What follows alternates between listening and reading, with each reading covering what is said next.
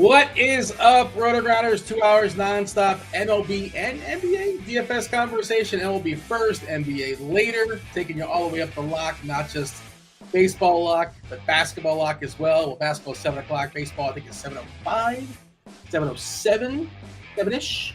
What time was the first baseball game? 7:05. 7:05. You got the Rays taking on the Pirates. Some day baseball as well. I assume people in the chat are sweating that. Let us know if you're doing well in the old day baseball. Hit that like button. Do subscribe. Do turn on those notifications here on a Movie Monday. Myself, Chop, two-time millionaire winner. On Monday, we're talking baseball. Later on, they got some basketball. I think it's Tim, Kristi, and Roth. I will go ahead and drop Ross weather as well in the chats. Do check that out at your own leisure. Nothing really alarming as far as where we're at. Yeah, nothing really to be aware of, but in case anybody's looking for the link, there it is. It is free. You do not need to be a premium member. That's for anybody. Have at it. Check out today's weather. Chopper, Monday. How are things? What up, Dean? How is Chop doing? Is Chop doing all right? Was my voice gone? Is my voice back? Final Four, man. I was screaming at the TV quite a bit yesterday. I'm going to ask. Was it a close game? I don't know. Was it close? No, I mean, surprisingly, you don't expect a blowout like that in that stage, but they really came out and thumped them really big time early, and Tennessee could just never recover now. Later in the game, you feel like, oh man, my season's winding down, and you see it all the time in sports. You do whatever you can, you throw everything out there, and so they're full court pressing, and they try to make a game out of it, but they never got to within like 9 or 10 there late. So it was pretty comfortable, but yeah, exciting nonetheless. Chop, I just did a quick Google. I didn't know this. The Final Four is in San Antonio. You're going, right? You better believe it. That's what made this year so interesting, man. This was always the destination, and I was like, man. Because the last time it was in San Antonio was about 8 years ago, and they missed out on it. But yeah, it was I always thought that this was a possibility. So excitement's in the air. Do you buy tickets for both? How confident are you? Buy tickets just for the first game, I guess, and play it by ear. Yeah, that's the way to go. Yeah, I've done enough college sports in these kind of scenarios. The tournament scenarios where don't buy both tickets up front, because if your team is still alive for game 2, half the fan bases are trying to sell their tickets after they get eliminated, and they're just like giving them away they just have no business. They don't want to stick around at all. They get on an airplane as fast as they can. You can get cheap tickets from the departing fan bases so don't buy both your tickets at once. That's sharp. I like that call. Just got the Mariners lineup, by the way. Robles, J-Rod, Cal Raleigh, Big Dumper, Arozarena, Polanco, Raleigh, Tellez, Bliss, and Crawford. Lineups we don't have just yet. Cleveland, I think they're waiting on J-Ram. There's a chance he sits today. No Padres, no Tigers, no Cubs, no A's, no Atlanta, no Dodgers. A's, this is their, I want to say home opener. It's their opener in their ballpark. I guess it's their home opener in the Sutter Health Field in Sacramento. Should be an upgrade as far as dimensions. I did see Sacramento. It's fairly cool there tonight for what it's worth. But, yeah, we're going to get to see Oakland's the Athletics' new ballpark for the next who knows how long, year or so or 2 years, depending on until they get a deal and figure some stuff out, and then they got to build it. But, yeah, that's where the Athletics are this year. It's a Movie Monday, and it's a very special Movie Monday. You know why it's a very special Movie Monday, Chopper? It's me versus you versus the chat, because TJ actually is producing. He's in for Steve today. Shout out to TJ. So I'm going to play the game. I never get to play the game. I get to play along with you and with the chat. So there you go. Let's see how hard TJ made it. What's up, TJ? Thank you. Time for clue number 1 already. Is that what we're diving into? I got it prepared, all ready to go. I got the tier list ready for later. I got 150 lineups for both MLB and NBA to make now. Do you have Spidey bums? I'll get them. They'll get him. Every 50 likes, we'll drop Spidey bombs throughout the show. Dean, I don't know if you know this, but there's been rumors behind the scenes at RG after the monstrous performance on Sunday when we got about 85 likes in the span of about 10 seconds that it might become mandatory for the host of the show to actually do a demonstration of how to hit the like button with their phone each time. Why are you watching the show on your phone? Like I don't. Because a lot of people do. I don't know why, but a lot of people do. If you had the ability to make a poll, I would love to see a poll. Like, how are you watching the show? You like always YouTube TV? You love bringing up that I can't make a poll. I gotta throw it in your face, man. I'll tell you what. In a couple, in like maybe 2 months ish. I'm not sure exactly when, but I'm going to be stepping in for Steve as because he's got another baby on the way. And so when that happens, I will make sure that I have access to the RotoGrinders YouTube account so I can make polls. Good. Let us know in chat though how you're watching. Let us know. Don Easy says he's on a phone. Let's see. A Dean saying laptop. I mean, I don't ever. I want a bigger screen. I guess if I'm just listening, it doesn't matter. But yeah, Chop, do you watch YouTube on your phone? Is that something you do on occasion? Well, it just depends, Dean. Like right now, no. But like when I'm walking the dog and I want to watch something from YouTube, yeah, I'll pop it on. Or yeah, when I'm on the move, if I need to watch it, I will. But if I'm at home, I'm a desktop guy. But a lot of people are on their phone these days. Occasionally, I'll throw out the TV. Occasionally, I throw out the TV on YouTube TV. Occasionally, but it's YouTube, I guess, not YouTube TV. It's too much. They didn't raise the price too much, Dean. I don't know. I can't. I cut the cord and then I added because I saw like a deal for YouTube TV. I never use it. I don't know why. I went back. It's like, what am I doing? I'm just on like all the streaming stuff, and anything that you can get there, you can get in the streaming stuff anyway, probably. And I got all the sports. So, anyways, TJ was here, and he disappeared because called out in chat by the boss man. Dan's telling us that he's most watching on their phone. I don't think it's most. I would say, well, is that more than 50%? Is that most? According to chat right now, it's well over 50%. All right, then I guess. I think the big question here is Dan Most Bach. people are still at work, so they just put it up on their phone. And is Dan Bach watching the show not only from his phone right now, but from his phone on vacation, which he seems to take once a month now? That's the big question. Is another golf trip? Is that what's going on? That's what people are asking behind the scenes. Like, how many vacations you can Dan Bach allotted do that when you're winning 5 figures on golf every tournament? Did Dan took something down? I believe I saw on Twitter that Dan recently took something down in golf. All right, well, shout out to Dan. And enjoy your vacation. And I thought Chop was going to ask the location where he was watching his phone specifically, but because I know some people watch their phone. So TJ, if you can jump back in here, we can get the first clue for the people. We can dive in and talk about today's baseball slate. We have an hour plus until crunch time comes in. Of course, basketball. They're going to talk about later. There's really no sense talking about basketball right now because almost definitely something goofy is going to happen. Utah and Charlotte are going to try their best to lose basketball games tonight. So really weird things. Shenanigans going to go down. So baseball, you really get a scratch. So what we say right now for baseball is going to hold true for the next 2 hours. That's why we're prioritizing baseball early. If you're curious as to how the sausage is made, later on they'll talk some basketball and baseball as well. They'll talk both. That's Tim, that's Roth, and Kristi. But it is a Movie Monday. TJ made our clues. You want to give the people the first clue, and of course you answer in the Discord. You can do it in YouTube. That's just getting your reps in. Doesn't count even if you're right. Give me the answer in Discord. First person to get it right. Get yourself a week free of RotoGrinders Premium. Not just for baseball, football, baseball, basketball, hockey, MMA, PGA, all the sports, with the exception of NASCAR. NASCAR, of course, a la carte. TJ, what is today's first clue? Clue number 1 for Movie Monday today is kangaroo. Kangaroo is clue number 1 for Movie Monday. Like Dean said, get your guesses into the RotoGrinders live stream Discord chat for your chance to win 1 free week RotoGrinders Premium. All right, so Chop, the slate today. We'll talk pitchers first. We'll talk stacks later on. I think it's very clear that just one clear pitcher at the top, and it's really not that hard to get him. one of the more fragile pitchers, but when he's healthy, he's good to go. Yeah, Tyler Glasnow.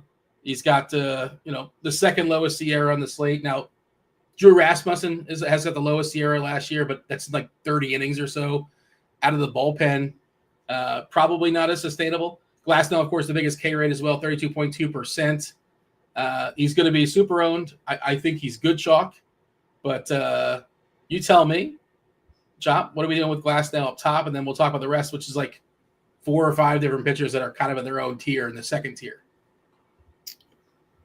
What are we doing with Glasnow? That's a good question. He's so expensive. He's so much more expensive than everybody else. And he's also, he's obviously the most talented guy, but he's none of these guys, like nobody on the slate, I don't think is projected.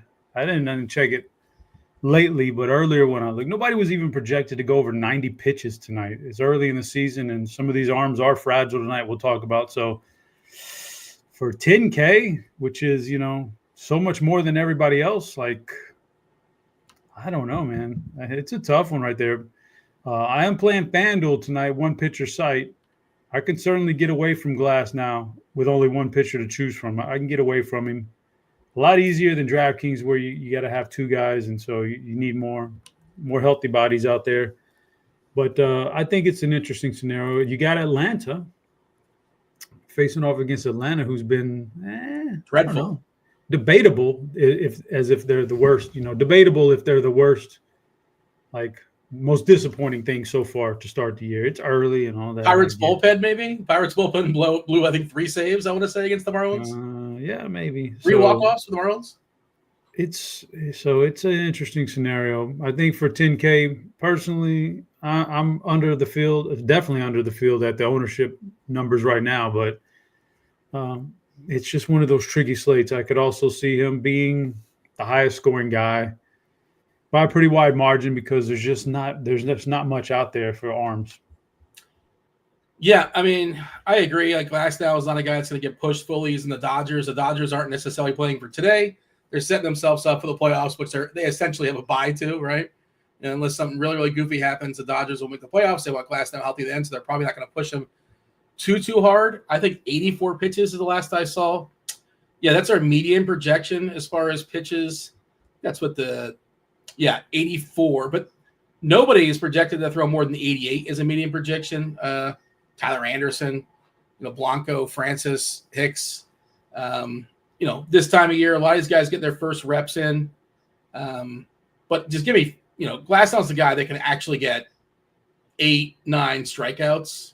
If you look at the player props, right? I'm looking at the player props right now. He's got 6.5 as far as his over-under for Ks. Nobody else has 6.5. Nobody else. I guess Ben Brown's got 5.5, but juice on the under. So most guys are 3.5, 4.5. Just give me the ceiling. But Rafael Devers, that's the guy that's probably most disappointing. He struck out to, I think now 15 of his 18 at-bats this year, give or take. A lot. But as an offense, the Braves, they're really, really missing Acuna, of course. Yeah, he should be coming back in a few weeks, I think, maybe a month or so. Strider coming back soon as well. But it's been a rough start for Atlanta. What do you got, Chop? Cut you off there, Dean. But yes, Devers, you kind of saw the writing on the wall when he was complaining about third base earlier. When they signed Bregman, maybe something's going. What he really needs, Dean, what could turn his season around? Oh, no, I know what it is. One of them there torpedo bats. He needs him one of them tortilla bats. That would be interesting too. Just a big flat bat like a torpedo bat or tortilla bat, something along those lines. Maybe that could keep him from striking out so much. Yeah, it's all the rage now. The small sample of the Yankees going absolutely nuts against Milwaukee. By the way, apparently I saw a story that Ketel Marte apparently was using one of these 5 years ago. It's not brand new. I also saw Bryce Harper and a bunch of other people, a bunch of other teams are ordering now too. I don't know if you saw that. They're all putting orders in. I hope you bought stock in torpedo bats about a month ago or so. But yeah, they seem to be all the rage, and yeah, maybe they're real, maybe they're not. Who knows? We'll see. It makes sense, it's explained. But like you said, the weird thing is you start researching, you realize plenty of people have done this before. And, it's not like nothing jumped off the charts. The Yankees had a great weekend, man, against what? Nestor Cortez. Probably a pretty bad pitching staff maybe this year, for Brewers who just got lit up again. So no Burns. Yeah, maybe they're just not that good, and that's why the ball was jumping. But who knows? And also, Aaron Judge is not using it. Just for the record, they're counting them in the homers. Aaron Judge is not using the torpedo bat. Like they're saying, oh, he had 4 of them. He's just really, he does whatever. He could use that tortilla bat and probably hit 4 homers. He's, obviously outrageous in midseason form. But I need to trademark that, the tortilla bat. If you can kind of work that in with the knockers later on in the show, maybe, I don't know. You do with that what you will. Yeah. So who was our second? So you're saying you're not necessarily sure you're going to be prioritizing Glass now? Like you don't need it? Oh, surely not prioritizing him. No. So who is your favorite next? Because it could be Rasmussen. It could be Ben Brown, prospect. Francis was awesome last year in spurts and moments. I'm not sure how real it is. I didn't totally buy it. I think he's fine. He's usable tonight. Kyle Hart, he has not pitched in the majors in like 8 years or so. He was the Cy Young winner over in Korea, whatever their version of the Cy Young. I don't know the name of it, but their version of the Cy Young. He's coming off that kind of season, but different level of competition.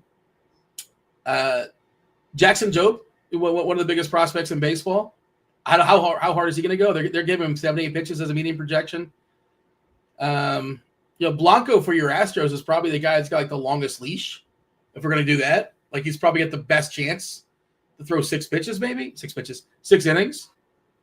But he's not like great. He's fine. He's a good innings eater, which isn't like the biggest compliment in the world.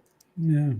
Not a bad thing though, but I mean, I'm a little worried about him. I mean, I'm always going to worry about a guy who's not necessarily a young guy who has one of those good seasons, and you just don't know if it was fluky or not. So I guess we'll find out. I'd rather wait on him a little bit. But you mentioned a couple of the guys that I really like. What do you got? Outside of Glass now, I just think the most talented guy on the slate is Rasmussen. So that's kind of like where I really like to hang out there. He's a cheap price tag, great arm talent, good matchup. Pittsburgh striking out a lot this year. Small sample here, short season so far, but I don't think the matchup is imposing.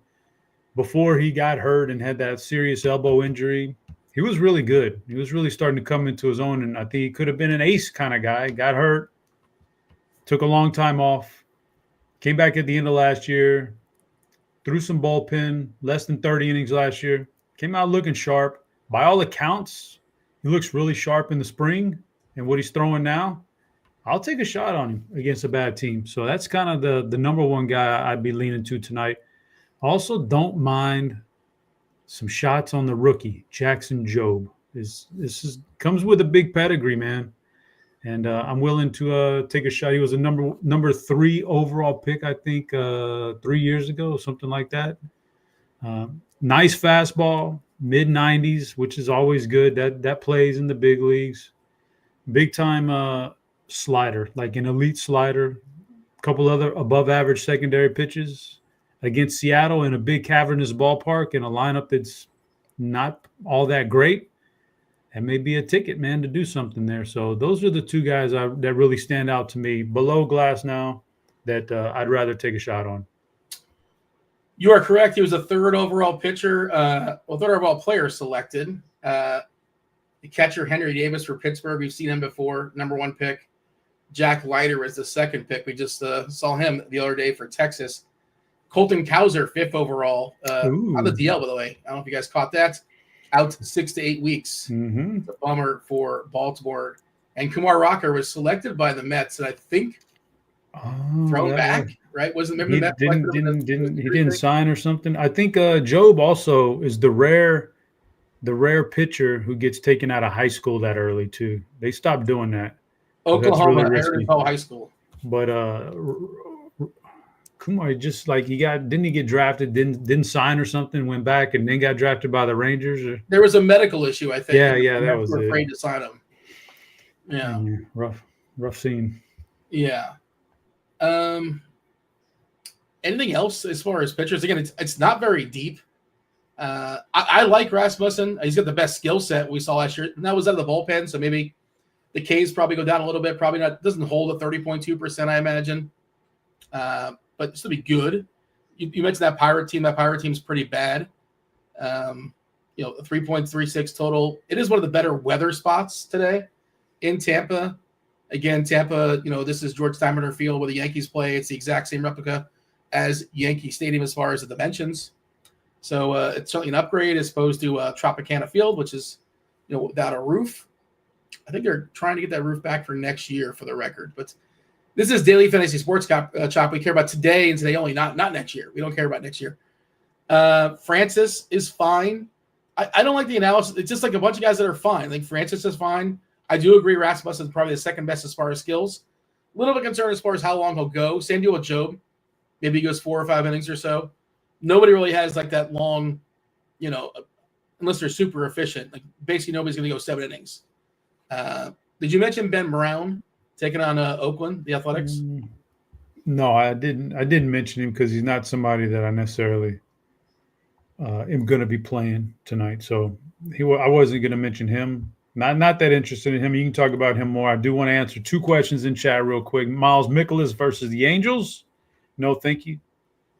I don't want to go that route. Mikolas typically isn't a guy. I got to have some strikeouts, man, for my pitcher. Mikolas just isn't that guy, and it's too big of a slate for that. And my thoughts on Blanco, I kind of touched on it. I'd rather sit back and wait a couple outings and see if he can sustain what he did last year. And the Giants also, by the way. Pretty good lineup they're putting out there these days. Not it helps you play in Cincinnati. But yeah. Not just that, but they made some nice additions to the lineup in the offseason. It looks a lot better than it did last year. So I'm gonna take a wait-and-see approach on Blanco. Yeah, I mean, adding Chapman, adding Adames. Looks like Elio Ramos is taking a step forward as well.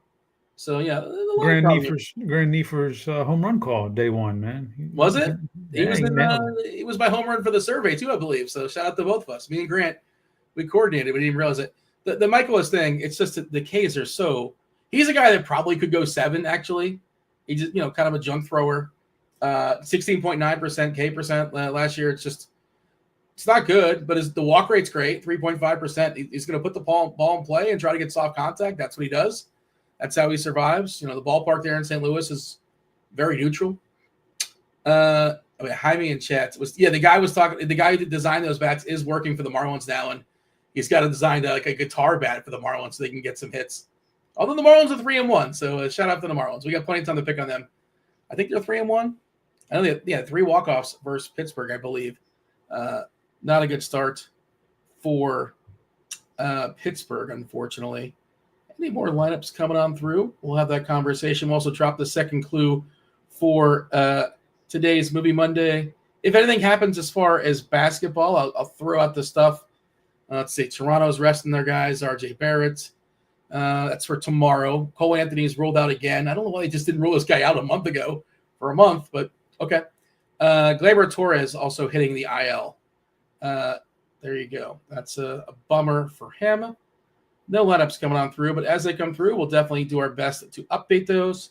Still waiting for about 6 or 7 of the lineups. A lot of late games tonight. LA, 10 o'clock. Oakland. Geez, I keep saying Oakland. The Athletics, 10 o'clock. San Diego, 9:40. Seattle, 9:40. We did get the Seattle lineup, not Detroit just yet, but otherwise we got all the lineups here, Chop. I like Brown. Brown is a legit prospect. A good K rate as well, 28.8%. 13.5% swinging strike rate. That's fine. Just one of the better pitchers throwing baseballs today. This isn't, this is what happens, right? When all the 1s and the 2s and the 3s and the 4s, it's kind of murky. I don't know. Are we at game 5 tomorrow or game 6, depending on? Tomorrow we're probably going to a mix of 1s and 5s, I imagine, when it comes to the pitchers. But I think you could play some Kyle Hart. He's just cheap enough, and, he was the Cy Young winner in Korea. And this Cleveland lineup, if they're without J-Ram, there are also some Ks in there. We don't talk about Cleveland historically, a really contact-heavy team. I was looking at Plate IQ. You should be looking at Plate IQ, by the way. It's backloaded, Chop, but Manzardo 25%. Big Christmas. Noel is 27%. Naylor 29%. Arias 33%. And Rocchio is 24%. All the contact guys are up top. J-Ram, of course, is like speed, power, and contact. He's the worst guy to face. And, of course, Stephen Kwan is annoying as well. But if they lose J-Ram, it's probably another – I'm trying to think who else would jump in there. But there are some Ks there is the point in Cleveland's lineup. Not that Kyle Hart projects to be a big K guy, but he's cheap enough where he's in the pool at least. Javi Baez cracked the lineup with Torres going on the IL. Is that Detroit's lineup that officially dropped? I assume it did. We'll call it up in a second, but let's go ahead and bring up TJ. TJ, the people want a second clue. What do you got for me? Clue number 2 is scrolling at the bottom of the screen. It is sister. So clue number 1 is kangaroo. Clue number 2 is sister. Get your guesses in the RotoGrinders live stream Discord chat for your chance to win 1 free week of RotoGrinders Premium. And smash the damn like button, people. Do we have 50 likes for a Spidey Bomb to get the ball rolling here, or not just yet? I guess TJ will pop in here in a second. Checking right now. We do, so I will get on that right away, and I'll put it in chat. All right. Chop, you got anything else as far as pitchers? Or it's we're going to be talking stacks here in a second. But really, it's pretty straightforward. If you want to spend up, it's very, very clear. You're playing glass now, and then the next tier is kind of congested, and there's some nonsense at the bottom. Yeah, no, we've talked about enough. I think that's about all we can add to it for right now. If you have any questions, fire them off in chat. We'll answer them later on if you have any pitcher questions. All right. Chop, we're going to do our stacks. You did our stack category today. Thank you. Open it up for the people. Let them guess. Let them participate in the chat, and then we'll reveal your answers. Of course, if you guys are new, we power rank our stacks. The category at top, that's our best stacks. The category at the bottom, that's our least favorite. Those in the middle, could go either way. Chop, what is today's stack category? So there was a question in chat who I think is going to win the Final Four. You know what? We'll do that on Friday. I'll give you some stuff on Friday about that. But for today, just in honor of the Final Four and being in San Antonio and all these new people, coming into San Antonio for the Final Four, supporting their teams, we're going to power rank the 4 fan bases for these teams that I know of. Dean didn't have anything to do with this, so if you have some problems with it, take it out of me. And the 5th spot, the worst spot, is going to be what I kind of think is just the worst fan base in general in college sports, regardless. And I've got some experience with that. I do like to troll on some message boards here and there. I like to see what's going down, and I attend some games, and so I'm always interacting with people. I got a pretty good idea of this, man. So, what is your message board name? You want to reveal that, or do you want to keep that a secret? Oh, it's Chop. I'm not trying to hide or nothing. No, you got to be in tune with all the message boards in college sports for the injuries and all the news and everything. So I'm always hovering around someplace doing something. But, I got a pretty good idea of these fan bases. So that's where we're power ranking the fan bases from great to terrible. All right. Go ahead. The floor is yours. The reveal has been. Well, I gotta have Houston number 1. We're a really good. I don't like the city. Like, I'm not gonna move back to Houston. I could do without the city. But too big. A lot of things, Dean. It's too short of a show to go on about that. But the fan base itself, like, going to game, everybody's really cordial and nice, not only to each other but to the other fan bases that come in to the Fertitta Center. Like, we're good people. So I'm gonna rank us number 1. I'm going to go Florida number 2. Don't have a lot of experience with Florida, but Cam McMillan, our former co-founder of RG. He's from the University of Florida. He's a nice guy, so I'm going to put him number 2. I've been to Gainesville. It's not a lot going on outside of the school for what it's worth, but yeah. Okay. So number 3, I'm going Auburn. That's the neutral. So Houston stack would be great. Florida would be good. Auburn would be neutral. These are stacks I'm neutral about. Auburn fan base, Charles Barkley. I don't know much about them, so I don't think we've ever played. I don't think we've ever played them in anything significant before, so I've never interacted with them too much. But so I'll put them neutral. Now, with all due respect to Duke alumni Andy Means, I'm gonna put Duke down there because they have some fan base members just aren't nice guys, just aren't nice people. Period. Like some of those guys in Cameron Indoor Stadium where they play basketball, they can be rough on the opposing fan bases. Man, they're not nice people. A little cocky. Not just cocky and arrogant, but just mean, just flat out mean. Some not everybody represents everybody else in a fan base, but they're a little rough. And then plus, another, former number 2 overall pick in the NBA draft, Jay Williams, works for ESPN now. Jay Will. Yeah, motorcycle accident. Yeah, he's a Duke alumni, and I had a little run-in with him one time. I don't want to say like that. Maybe it's you, like Dylan Brooks. Jay Williams. Maybe the problem's you, Chop. No, some guys get famous and they just think they're too good for everybody else, the common man. So okay, that's fine. So I'm gonna put Duke down there. And then we had to go a wild card, the Final Four, so we needed one more. So I just said, you know what? Worst fan base of all time. We'll put them in number 5. I'm going Texas Tech. I never would have got there, but tell me why. Maybe I just don't know. Everything about them just seems like, they played in the Fertitta Center this past year. They finally won a game against Houston. And, everything is perfectly fine out there. Nothing ever happens outside of the Fertitta Center when the game's on. All of a sudden, you look that night and there's 4 or 5 fights going on. They're very sore losers, and they're even worse winners. They're very sore winners. That's a terrible thing to be.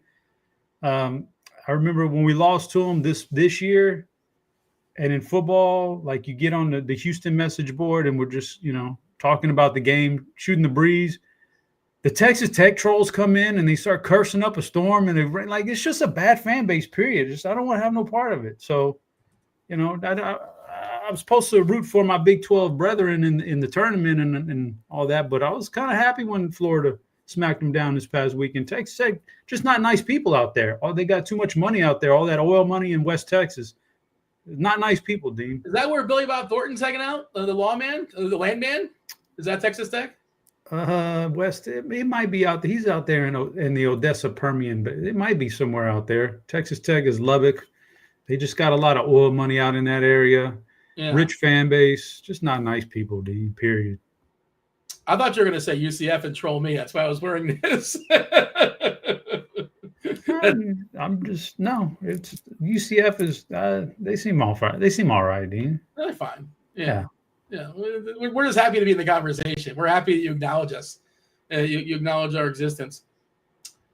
Okay. Going to go ahead and let us know in chat who you think is the worst fan base. Worst college fan base. Who does the chat think is the worst? Did Chop convince you that it is Texas Tech? We're going to go ahead and rank these teams. Before we do that, I do want to mention MLB DFS. The annual price for RG combo for just baseball alone is $425. However, we dropped the price of our Combo Pro product to mirror the same price as baseball. So you might as well get more stuff for the same exact price. Combo Pro 6-month gives you full access to our content, tools, projections for every sport: football, baseball, basketball, hockey, MMA, PGA. Is CSGO still a thing? I don't know. LOL, is that still a thing? I don't know. If it is, we got content for it at a cheaper price than the monthly packages. You'd actually save 35% by choosing the 6-month option instead of going month by month by month. Sign up for MLB projections, NBA content. You get Chop's work, you get my work, you get Noto's, everybody on the team. Dave Potts, Cheese is Good. You get his musings. When tax season's over, you get SDL cards on the weekends for his. I can't think of the name of his article for baseball, but it's you can't have Dave Potts doing it, knocking out the musing 7 days a week. Although he was knocking it out over the weekends. Yeah, so you do want to check that out if you're taking MLB DFS seriously or just DFS in general seriously. Sims, the Sims as well, was kind of running that stuff before the show, trying to see if anything was popping. Also, if you happen to be in the prop streets, check out the Props and Pick'em package for a discount. Props and Pick'em package features daily prop picks and fantasy pick'em selections from many of your favorite RotoGrinders experts, knocking 50% off the price for your first month when you sign up with the link below in the description. Maybe we'll get producer TJ to drop one in the chat. We're also expecting from TJ a third clue for Movie Monday. I'm guessing nobody's got it just yet. And he's promised us a Spidey bomb. What do you got for me, TJ? Oh, did I catch TJ off guard? My apologies. I needed more time. I was in the middle of working on some stuff. You're making lineups? Yeah, give me 5 minutes, or not lineups, but just keeping some things going. So give me 5 minutes, and I'll come back in with the Spidey bomb and clue 3. All right, TJ he's working hard. I think he says he's making 150 as far as baseball lineups, 150 as far as basketball lineups. So we will check back. I was looking up odds that scores and odds for the Spidey bomb, so I just need a little bit more. Understood, man. All good. I can give you clue number 3, though. I'll give you clue number 3 for Movie Monday, and it is Spider. Spider is clue number 3 for Movie Monday. So we got Kangaroo, Sister, and Spider. Chop, you feeling good about this? We can't give it away. If you know it, let's not voice it for the people. But no, I feel like I'm onto something. I think I got an idea. You feel like you're onto something? Yeah, I don't know. I mean, I'm just throwing darts here. Yeah, knowing your guesses are horrible, Dean. They're nowhere even close. The first one wasn't even a movie; it was just a character's name. Oh man, jeez! Dang, I guess you're not on the right track, Dean. I had high hopes for your guesses, Dean, and I'm multitasking. I'm spinning plates. I'm trying to host the show. It's a little tricky. I know you're multitasking as well. But I caught you off guard. You caught me off guard. Yeah, I didn't realize how difficult this game is. But yeah, the third clue is Spider. Okay, Spider, Sister, and Kangaroo. All right. And again, get the Discord. One guess per clue drop. No MMEing. And you're the first person to guess it. You get yourself a week free of RG Premium. Okay. Teasing it off here, Chop. Let's go ahead. Let's throw the teams in the stacks. First team we're going to talk about, it's the Pirates taking on the Rays in Tampa. As far as the pitchers, Drew Rasmussen, you said one of your favorite pitchers tonight. Taking on Pittsburgh. As far as Pittsburgh, who's throwing baseballs for them, it's Carmen Mlodzinski. Carmen Mlodzinski is taking on the Rays. I did go to the pronunciation guide because I probably would not have got there staring at his name. But Mlodzinski is what we're going with, Chop. But feel free to go, you can stray off the board if you want. But that is technically the correct pronunciation. One of the Laus is gone, by the way. Josh Lau is out for Tampa. Out of that lineup, I guess Bisner is his replacement. He is a cheapie. Or is it Mangum? Maybe it was Mangum. I think it was Mangum was the guy that was jumping in there. But, yeah, not the best lineup after, you got some power with Morel. Of course, he strikes out a ton. I do like Tampa. Tampa's got one of the bigger totals on the board, 4.5. They're pretty significant favorites, minus 185, in part because of the pitching matchup, also because Pittsburgh's not very good outside of a couple hitters for their team. But, yeah, where are you at as far as the Pirates and the Rays? Yeah, the Pirates are down in the Texas Tech category, dead last. That's for sure. If I'm going with Heavy Rasmussen, I don't want to. I'm not going to stack against him, and I'm not a hedge guy. To say if I got a lot of a pitcher, I don't want to hedge and put some stacks in against him. I don't want to do that. So I'm down there in that category. For the Rays, I think the lineup is fine, and I like the matchup. And so I'm going to put them in the Florida category. I don't mind some of those hitters in the middle of the order coming through for us here. Florida makes sense. Checks out for Tampa. Oh, correct. Or do they even play in Florida right now? Yes, they're in St. Pete. Okay. But I think I don't even know what to expect from this pitcher for Pittsburgh. I think very limited work, and then we get in. You talk about a bad bullpen, right?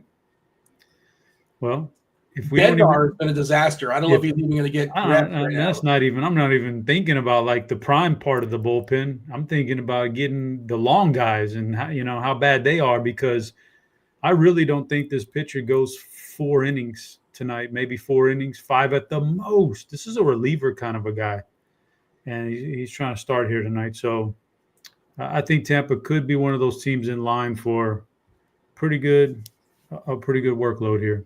He did start 4 games last year, but he had 40 games, so he worked out of the pen a fair bit last season.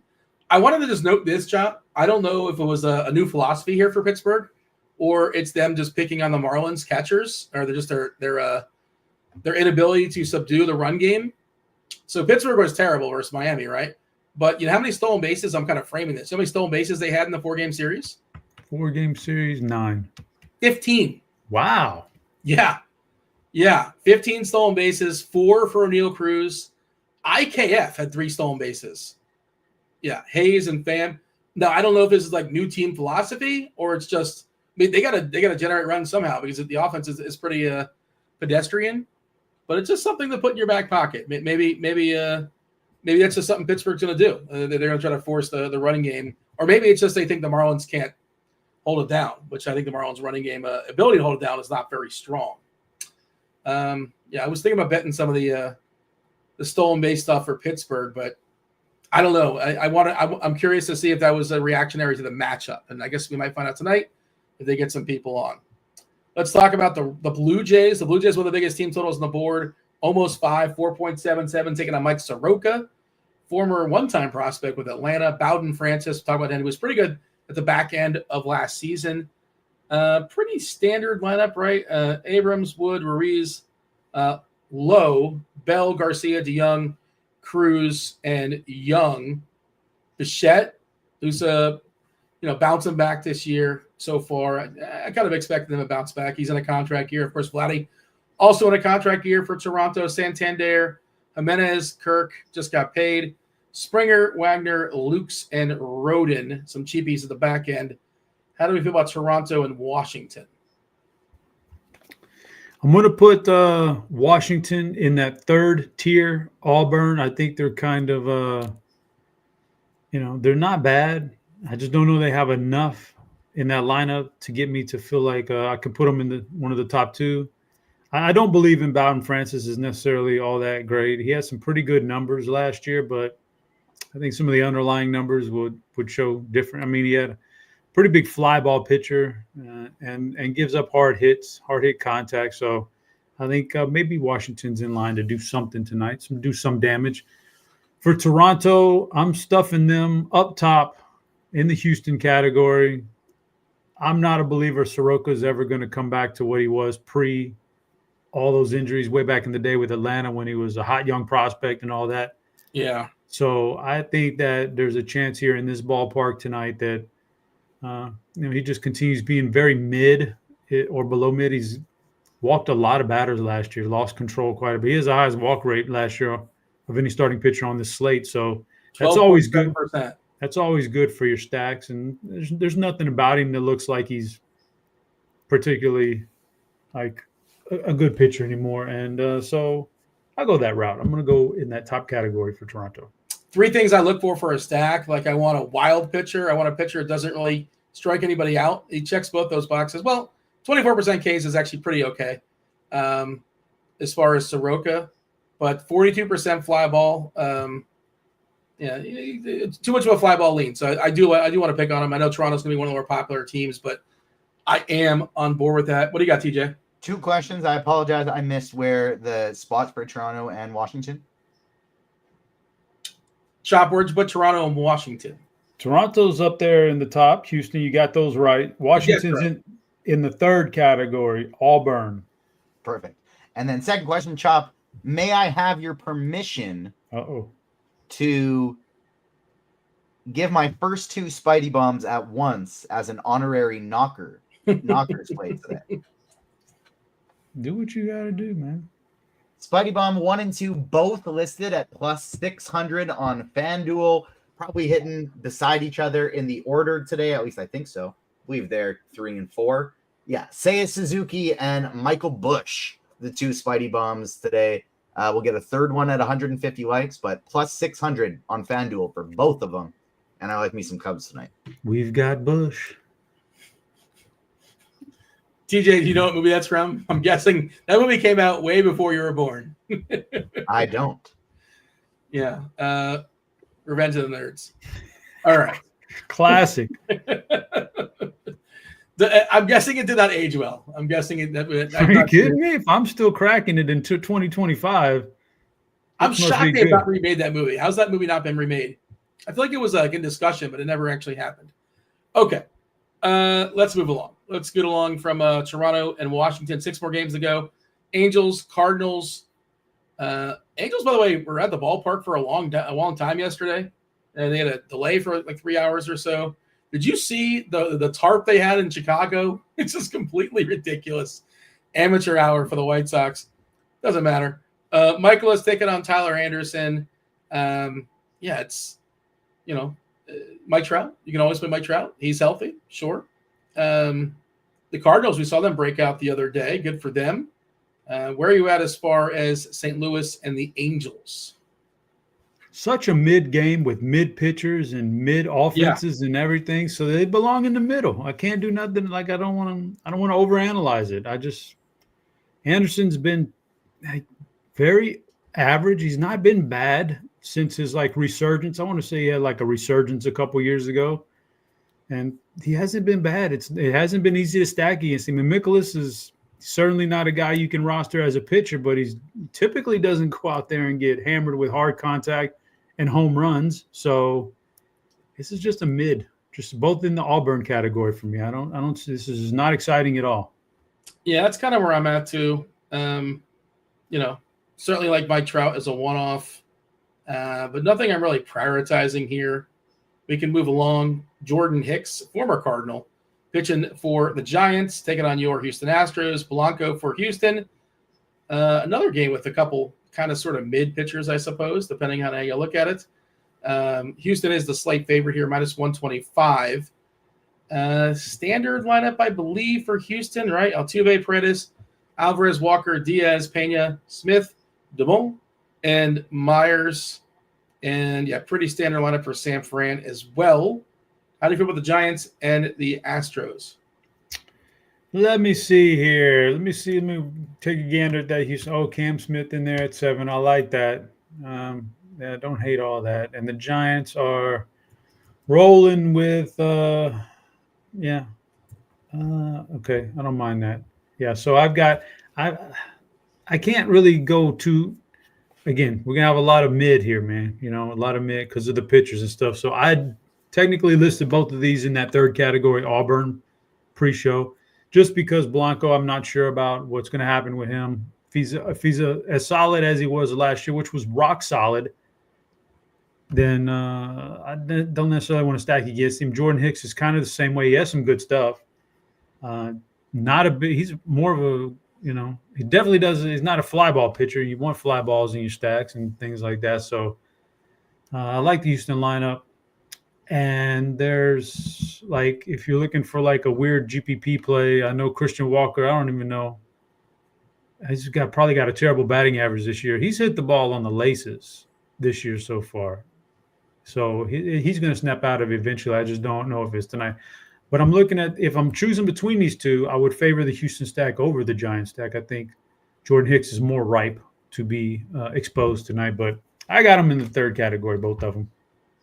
Yeah, Walker was dealing with, was it oblique in the preseason? He didn't get a big chunk of the preseason, but I've not seen him his at-bats. I was just pulling up his exit velocity stuff, the advanced analytics. I've not seen it. It's a small sample size, but yeah, I trust he is fine.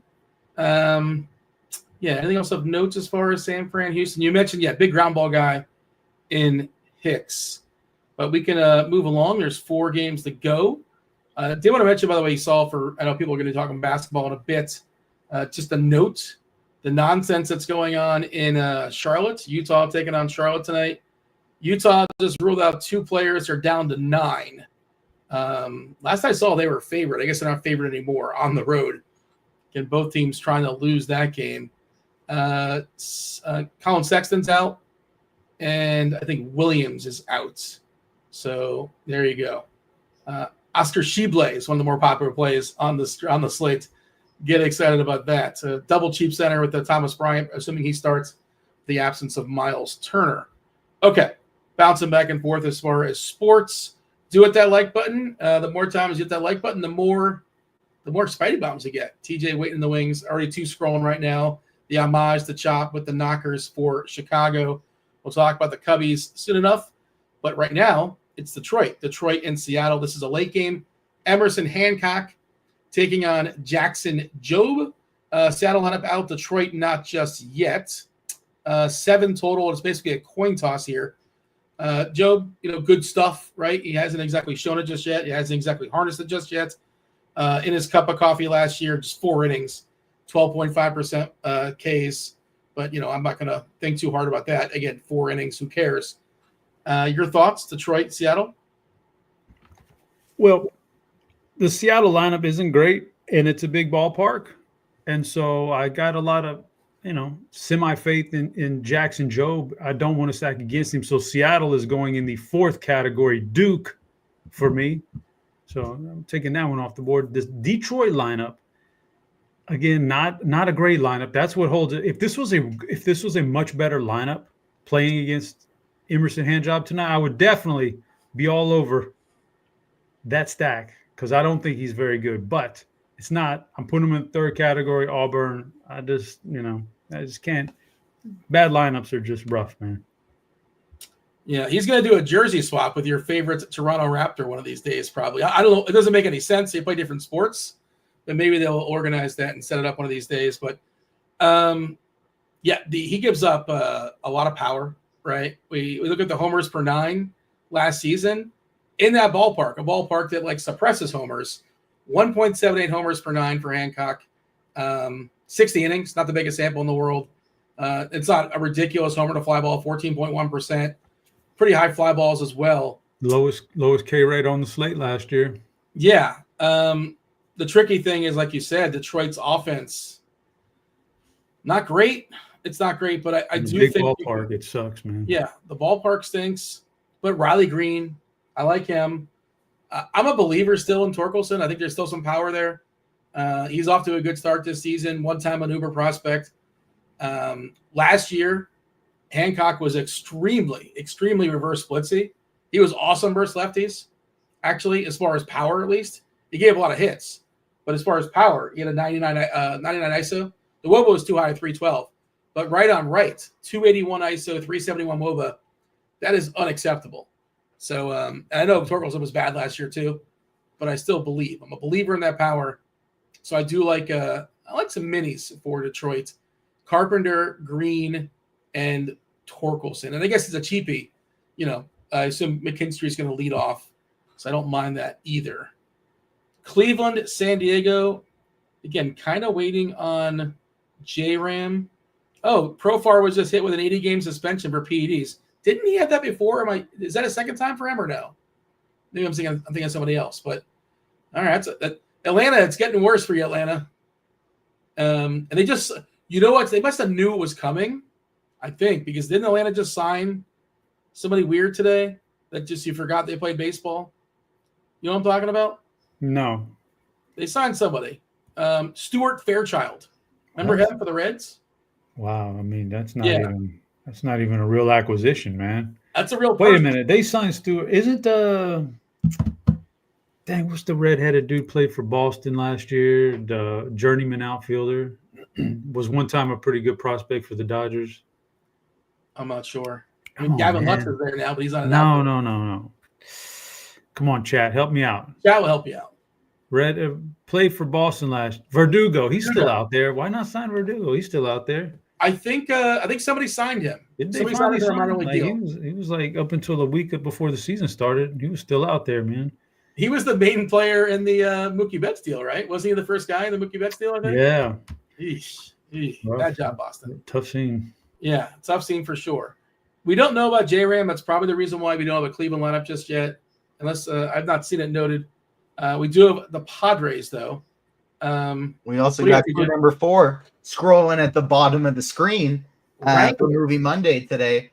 Kangaroo is 1, Sister is 2, Spider is 3, and number 4 is Wrangler. No winners yet, so get your guess in the RotoGrinders live stream Discord chat. 1 guess per clue for your chance to win 1 free week of RotoGrinders Premium.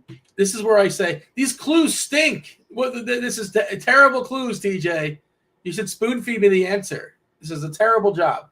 I should have known it 2 clues ago. All right. Yeah, Cleveland, San Diego. What do you got? Let me pull up my board here. Cleveland, San Diego. I would say that I was thinking about those clues, Dean. Cleveland. I got them in the fourth category, which is Duke. Not a. I mean, Kyle Hart's probably okay. I think it's probably a short pitch count, and San Diego has a pretty good bullpen. So I just, don't really, these kind of games just don't excite me for stacks. It's not a great offense. Bad ballpark. Bad ballpark. Like I said, probably a decent enough pitcher to get you through a certain amount of innings, and then a pretty decent bullpen takes over, and that's just hard to really get any rhythm as an offense. So that's the fourth category. San Diego, I'll put in the Auburn category. Luis Ortiz, nothing exciting.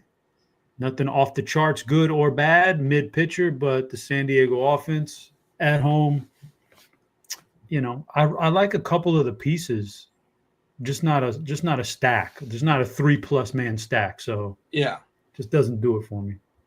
Yeah, when I play San Diego, I almost never play Luis Ariz, just because he can hit 3 singles and still worthless unless he comes up with the bases loaded or something like that. Eric in chat says Luis Ariz BBP. I pulled it up. He's 5 for 9. What do you think those 5 hits are, Chop? Probably all in the gap, doubles and triples. No. Dang.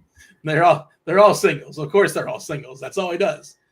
Is hit singles and whatever. Like if he's like 2 for 4, 2 singles, and that's it. I just skip him. When you stack San Diego, do you typically skip him? I almost always do. He's always overpriced typically. This price is kind of fair now, to be fair. But, there's just no upside in him most days. All right. 2 games to go. Let's talk about the Cubbies. Cubs and A's, 8.5 total. The ballpark there in Sacramento at Sutter Health Field. Should be cool. Sure, cooler as far as temperatures. Ben Brown taking on Joey Estes. Locked in for 9. The Cubs got 9 innings of at-bats, no matter what the score is. We do love road teams here. As far as Estes, we were talking about like some of the worst pitchers taking the mound today. Well, Estes gave 1.62 homers per 9 last year in 127 innings. He was the biggest fly ball pitcher on the slate. And again, he was protected by that ballpark in Oakland. His homer to fly ball chop was 10%. He had a 10% homer to fly ball and still gave 1.62 homers per 9. That is alarming. The knockers that TJ went with, the Cubs look great. They're my favorite team on the board. Just shooting for homers. Tucker looks awesome there, obviously. You got some cheap players as well at the back end. Shaw, prospect, Pete Crow Armstrong, PSA. I know he's a good defender and got some speed. I don't know how good the bat is. But I like the Cubs a ton. How do you feel about Chicago and the A's? Yeah, I guess we're all in agreement. Chicago is in the Houston category for me. I really like this matchup for him. Against Joey Estes, who gives up, he just doesn't strike guys out. Lots of fly balls, lots of good things. Kyle Tucker's kind of seems like he's finding a groove with his new team. He's been hot it's early in the season, but that's, streaky is a thing in baseball. So I kind of like him. So I'm putting him up in the Houston category. Oakland, man, I really want to put him in the Florida category, to be honest with you. I know you probably have, I think sounds like you have a little love for Ben Brown. But I like Brown. Well, I mean, relative to the slate, right? I wouldn't say I love him. I know he's got a good prospect pedigree. Good arsenal. I like the offense Oakland puts out, and I want to put him up in the Florida category. But I'll keep him in the Auburn category. Just Ben Brown. If there's something like the numbers seem like they're good, and the numbers are probably going to be good on him down the road. Just right now, he's a 2-pitch pitcher, man, trying to start games in Major League Baseball. He might get away with it, but he throws a 4-seamer and a curve. That's it. It's not a good recipe to go 5+ innings of strong baseball. You typically need a 3rd pitch to get you through there. So maybe they start guessing and tee off on him. It's a possibility. So I want to take him in 2, but I'll leave him in 3. Just out of respect for your Ben Brown love. I don't mind some Oakland, right? You look at the plate IQ; it's pretty clear who you want. At least doesn't it's baseball, anything can happen. Jacob Wilson is like a bad Luis Ariz, if you're not aware of him. He's he gave up last year, but like he's not as good a version of Luis Ariz. He's going to make contact. He's not a lot of power. Not going to strike out. But at least they have the good sense to usually bat him at the bottom. But Butler, Rooker, Blade, Langoliers, Soderstrom, all 5 of those guys, they're all green when it comes to Woba, when it comes to ISO. Of course, they strike out a ton. Got to correct you on something real quick. What's that? Saying a bad Luis Ariz, that's an oxymoron, Dean. Ariz isn't a terrible hitter to have in your lineup. Like if you're hoping he's not really necessarily. I don't know how much he's helping you. He's not really hurting you. He's also terrible in the field too. Okay? He's not a good defender. He can't run. He's not a good defender. He has no power.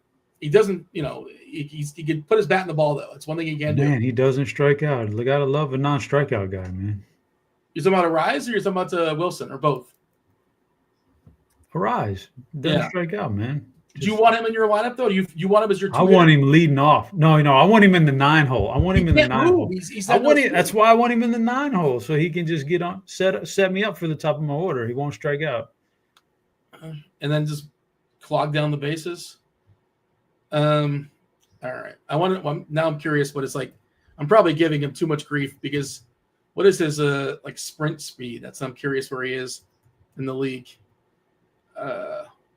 Let's see. Luis Ariz by barrel 1%, hard hit 1%. That's his percentile. Oh my gosh. His sprint speed is 30, so it's not completely horrendous. But it's negative. Last game on the slate here, Chop. No offense has just yet been established, but we have projected lineups. Grant Holmes taking on Tyler Glasnow. Tyler Glasnow, of course, the most popular pitcher on this slate for good reason. And Atlanta, the coldest offense in baseball, but it's baseball. Anything can happen on a given day.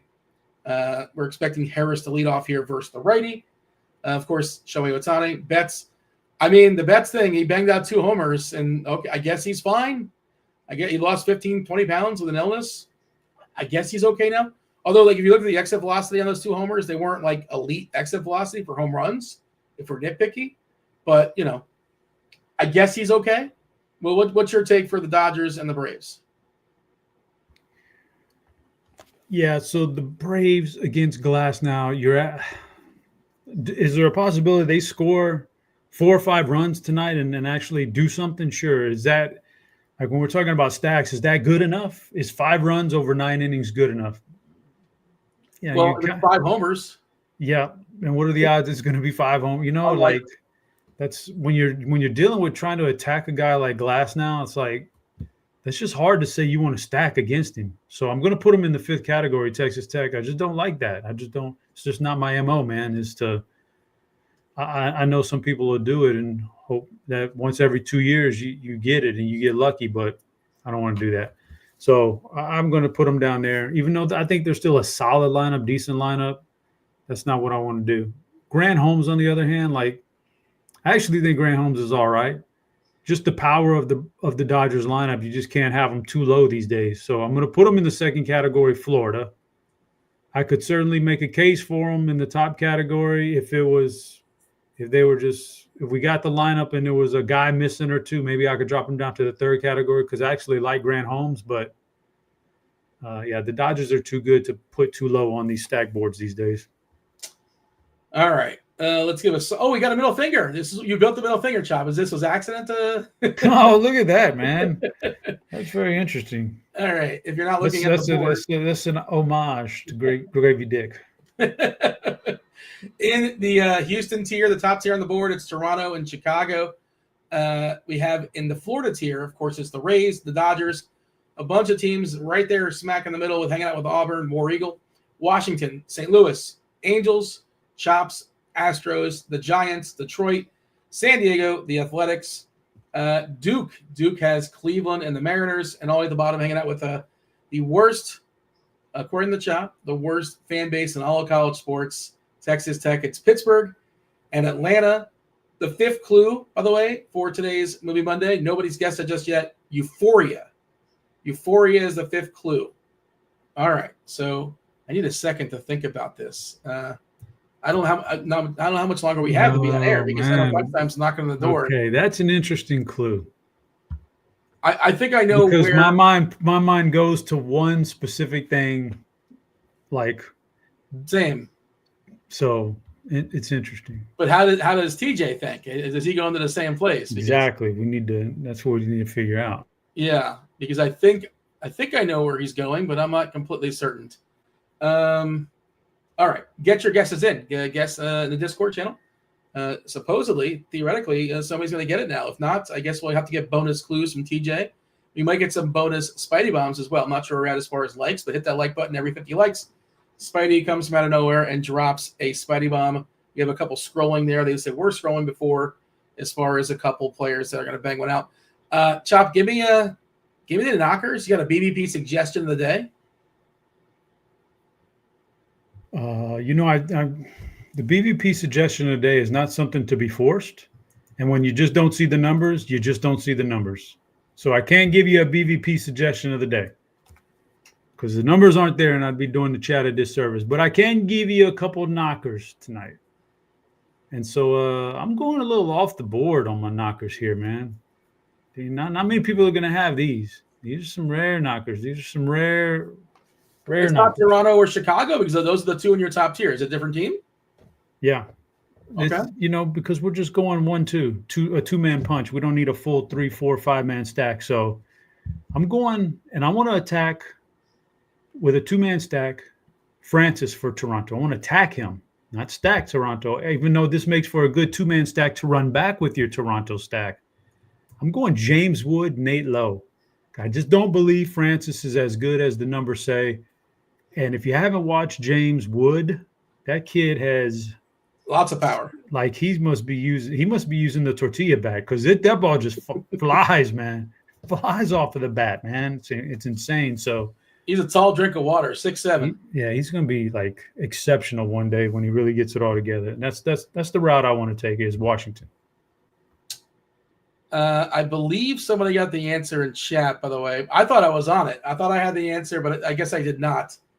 I guessed The Greatest Showman because Hugh Jackman, Kangaroos. Hugh Jackman's in that as well as Zendaya. Okay, I didn't really get to – there you go. Yeah, I didn't get to my last guesses. I didn't see the chat. Somebody got it in the Discord channel. Shout out to So Choice. And TJ will slide in and hook you up with a week free of RG Premium. We'll juice you up. Well, I don't know if TJ wants to explain. Now you got to explain. Okay, so I didn't see the chat. I don't know the answer. Sydney Sweeney. When you dropped Euphoria paired with Spider made me think of the actress. I forget her name. I'm slipping her name. Zendaya? Yeah, Zendaya. But I didn't get a chance to really think about movies, how it all went together. But walk us through the clues. I need to know.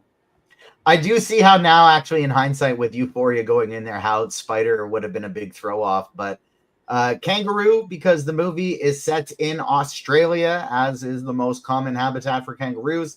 Sister, and because this is actually the clue that inspired me to pick this movie, is because the two characters meet in this movie. The movie is, if I kind of buried the lead, the movie spoilers. Is Anyone But You. Anyone But You is the movie. Sydney Sweeney, Glenn Powell, rom-com. The reason I chose it today is because, so in the movie, Sydney Sweeney and Glenn Powell, after a long time of not having seen each other, they meet up at both of their sisters' weddings. And now there's been photos taken of them with Sydney Sweeney apparently having broken up with her fiance. Where were these photos taken of them on a little date? Glenn Powell's sister's wedding. So they're making the damn movie in real life now. It seems after doing Anyone But You. But number 3, Spider, because there's a famous scene where Spider crawls down their pants and they're have to be reaching around in there. Number 4, Wrangler, because if you recall Glenn Powell's profession in Twisters, he's he's a tornado wrangler. And then number 5, Euphoria for Sydney Sweeney. That's a kind of an ambitious clue with Wrangler. No way. For clue 4 is supposed to be like a nice clue. Oh yeah, that is a nice clue. Yeah. I do like me some Glenn Powell though. Shout out to Glenn Powell. Interesting. I actually saw that movie a couple months ago, but I would have never guessed it because I didn't think that was in TJ's wheelhouse, man. It's very forgettable, is why you forgot you watched it. No, because it's TJ.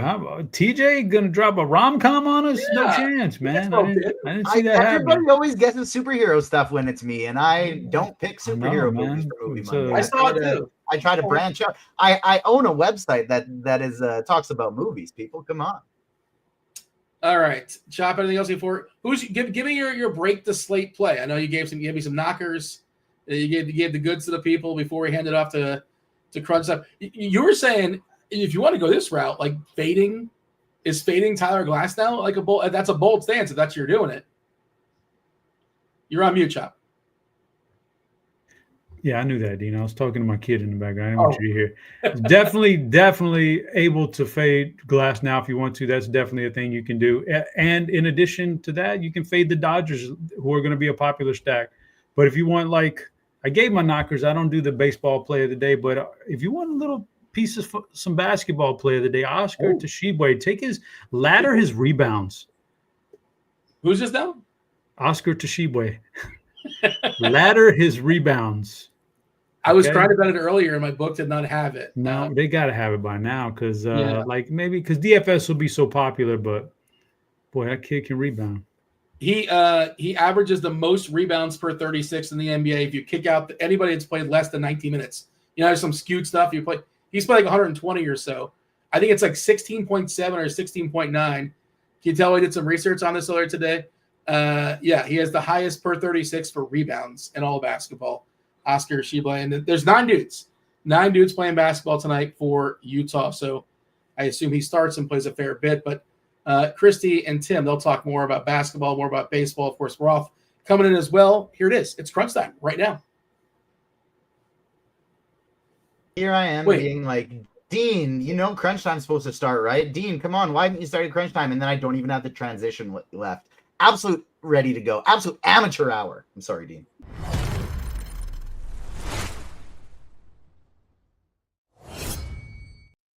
Yes, I did see the note. My apologies. I did see the note that crunch time was starting earlier because of the bridge and the 2 sports. And I guess somebody noticed last time we were kind of as a press as far as getting the stuff out. Only 8 games for baseball.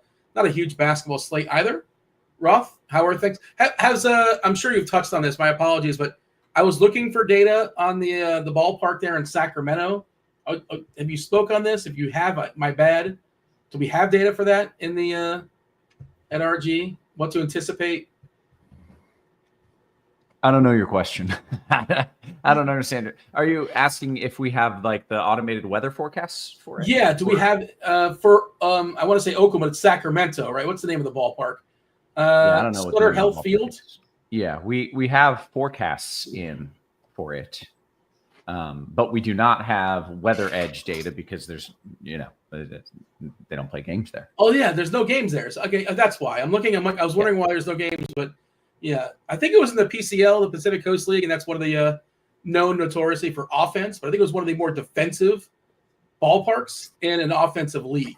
A lot of elevation, but you probably done more research on it than I have. But No, I haven't. Oh. You've proven with that one sentence that you have done more research than I have. Fair enough, by default. How are things otherwise? Everything good? Things are good. Yeah. Excited. Got a little split slate going on for, I don't know, a few more weeks. So, By the way, Chop deemed Texas Tech to be the worst fan base in all of college sports. And you've been to Texas, Roth. Tim, Kristi, who would you say is the worst fan base? I know it's generalization, obviously. The worst college sports fan base is who? I would have gone with Duke, personally. But that's what I figured that was the chalk. Yeah.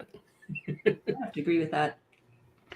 Our boss graduated from Duke. I just I know I do. I couldn't go there. Exactly. I couldn't there go are exceptions to the rule. For sure. Roth is the only smart one, did not answer. He's like, I'm not just going to sit this one out. I don't really have a good answer. Yeah. All right, Chop, let's step aside and get out of here. Hit that like button. Don't go anywhere. You got 45 minutes until basketball lock, 50 minutes until baseball lock. All right, Roth, take it away. Good stuff. As always, welcome to it, ladies and gents. You know the deal. Multiple sports, multiple hosts. Two of the sharpest minds in the biz. Kristi in the house, dressed to the nines. As always, what up, Kristi? How are you? I'm doing good. I know, like you said, kind of got double duty. Lots going on with baseball started. Still got NBA. Oh boy, here comes the Duke. Nice. TJ getting some brownie points there from Meansy. Good job, TJ. That's right. Good job. Are you playing both slates tonight, Kristi? I'm actually doing just baseball tonight, but dialed in on NBA too. I've been following it, but yeah, I'm concentrating on baseball tonight. Okay, we got Tim, TastefulTides in the house as well. Tim, how you feeling? And are you playing both sports, or are you only playing one? No, I'm playing both, and I'm playing on both DK and FanDuel, so I can definitely answer questions for either site, either sport. We just had Davion Mitchell ruled out, so that's interesting. Yeah. So yeah, I mean, there's plenty to talk about. How do we want to do this, Ross? Start with basketball? No, we're going to start with baseball because we got lock coming up in 23 minutes or so. So let's run through what we're doing on baseball. We'll open up to questions. And then after lock, that should give us still another 20 whole minutes just to talk basketball. And that is exactly what we will do in that time frame. Sound like a plan? Sounds good. Sounds good. Then let's do it. I will start with a weather report, which haven't had a whole lot of issues so far. But I will say that if you are playing the game that used to be in Oakland, but is now in Sacramento, there's a chance of a delay there at Sutter Health Park. Just some scattered showers, maybe a late start, maybe a delay. Kristi, do we have interest in pitchers there?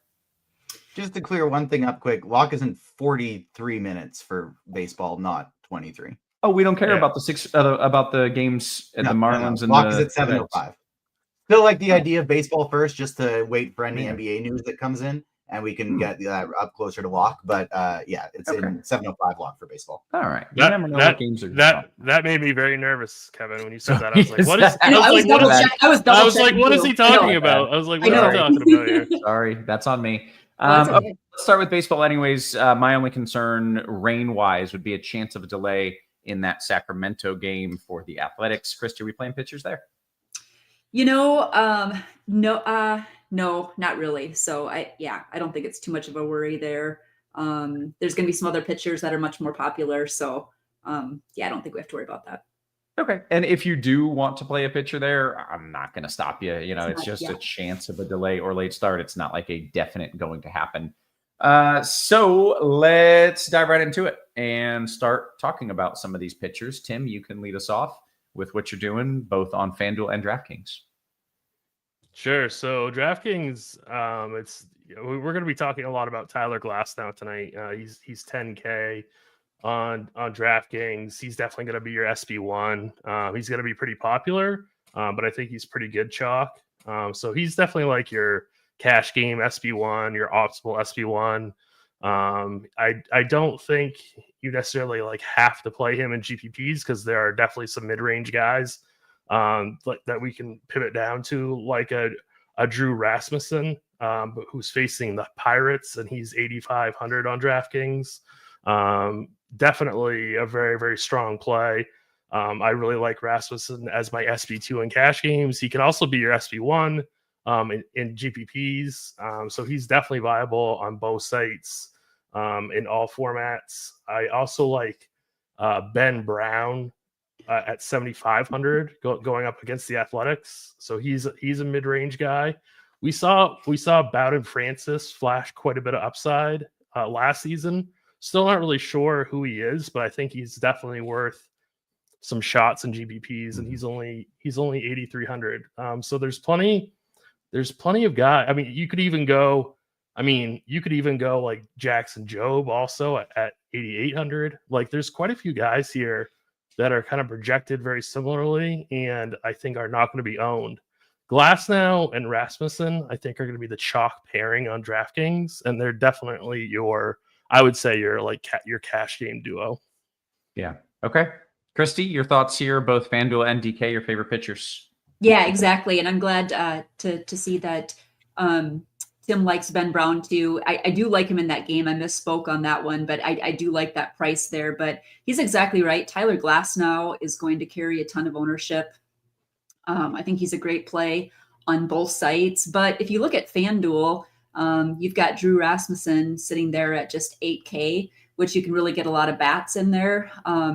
And at this stage of the season, and I mean, I even did this a lot last year, but I just don't mind spending down at pitcher on FanDuel and really stacking the bats. And we have the Dodgers on here tonight. So Glasnow is going to be very, very popular, but I also don't mind to getting to a lot of Drew Rasmussen and also to like, you know, a guy like Ben Brown, who I think you can throw in there. So I'm kind of trying to build the stacks first and kind of see where you land, and finding myself paying down a little bit more.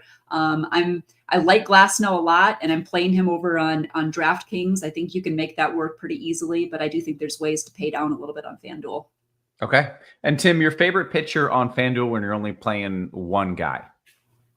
Yeah, so it's either Glasnow or Rasmussen. I think I'd probably go Rasmussen, but it's super close between those two. You can just get, you know, better bats if you stay away from Glasnow. Yeah. And Rasmussen's matchup is fantastic. Okay. Well, speaking of the bats, we want to talk some stacks, and Kristi, you get to lead us off in that department. Is there a chalk stack, and who are some of your favorites?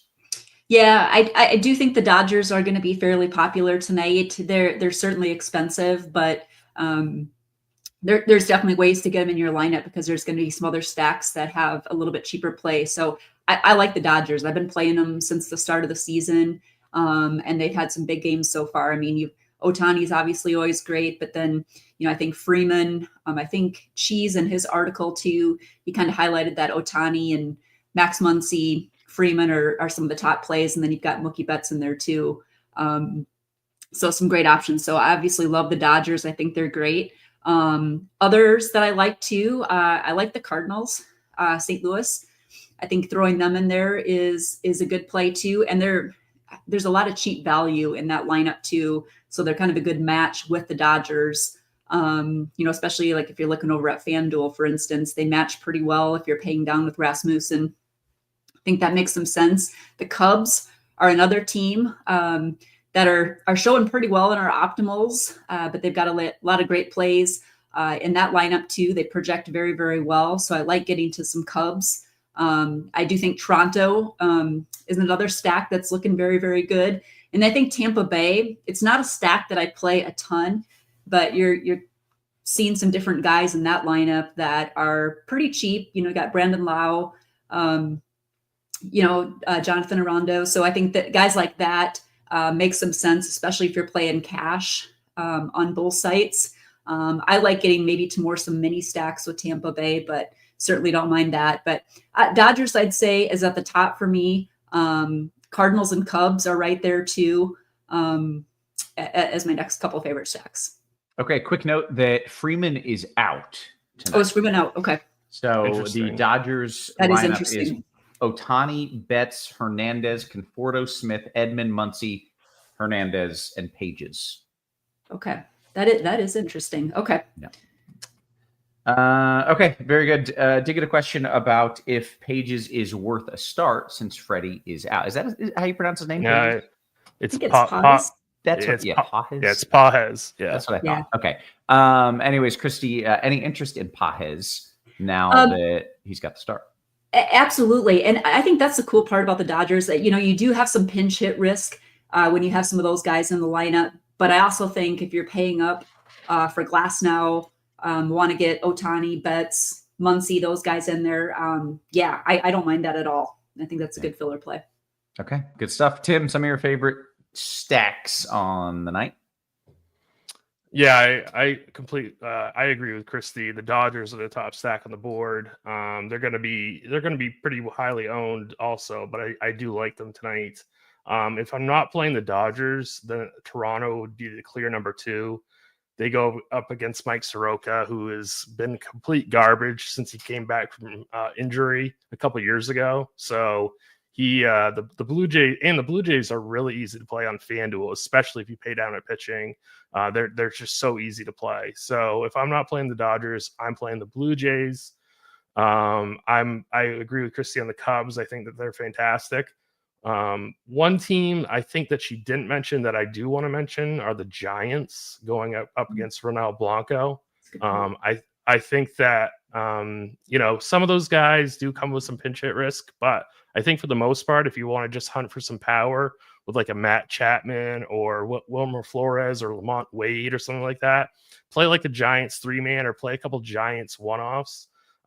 Because I do like the Giants quite a bit on both sites tonight, and I don't think they're going to come with very much ownership either. So I do like getting to the Giants. I also same kind of thing with the Rays. I don't know if I want to full stack the Rays, but I think that they have some pieces that are really easy to play. So if I want to play them as like a mini stack or some one-offs, and it doesn't have to be just Brandon Lau either. It can be other guys on that Rays team. So I also like the Rays as like a mini stack. Okay. Good stuff, guys. Let's go around the horn. And Tim, as always, if there are differences between DK and FanDuel, make sure to point those out for me if you can. But let's go ahead and start at the catcher spot. Tim, what are you doing there?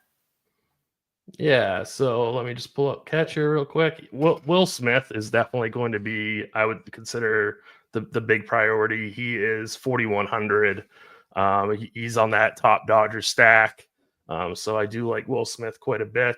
Alejandro Kirk is 3K. He's on that Toronto team that I like quite a bit. He's batting number 5. He's too cheap.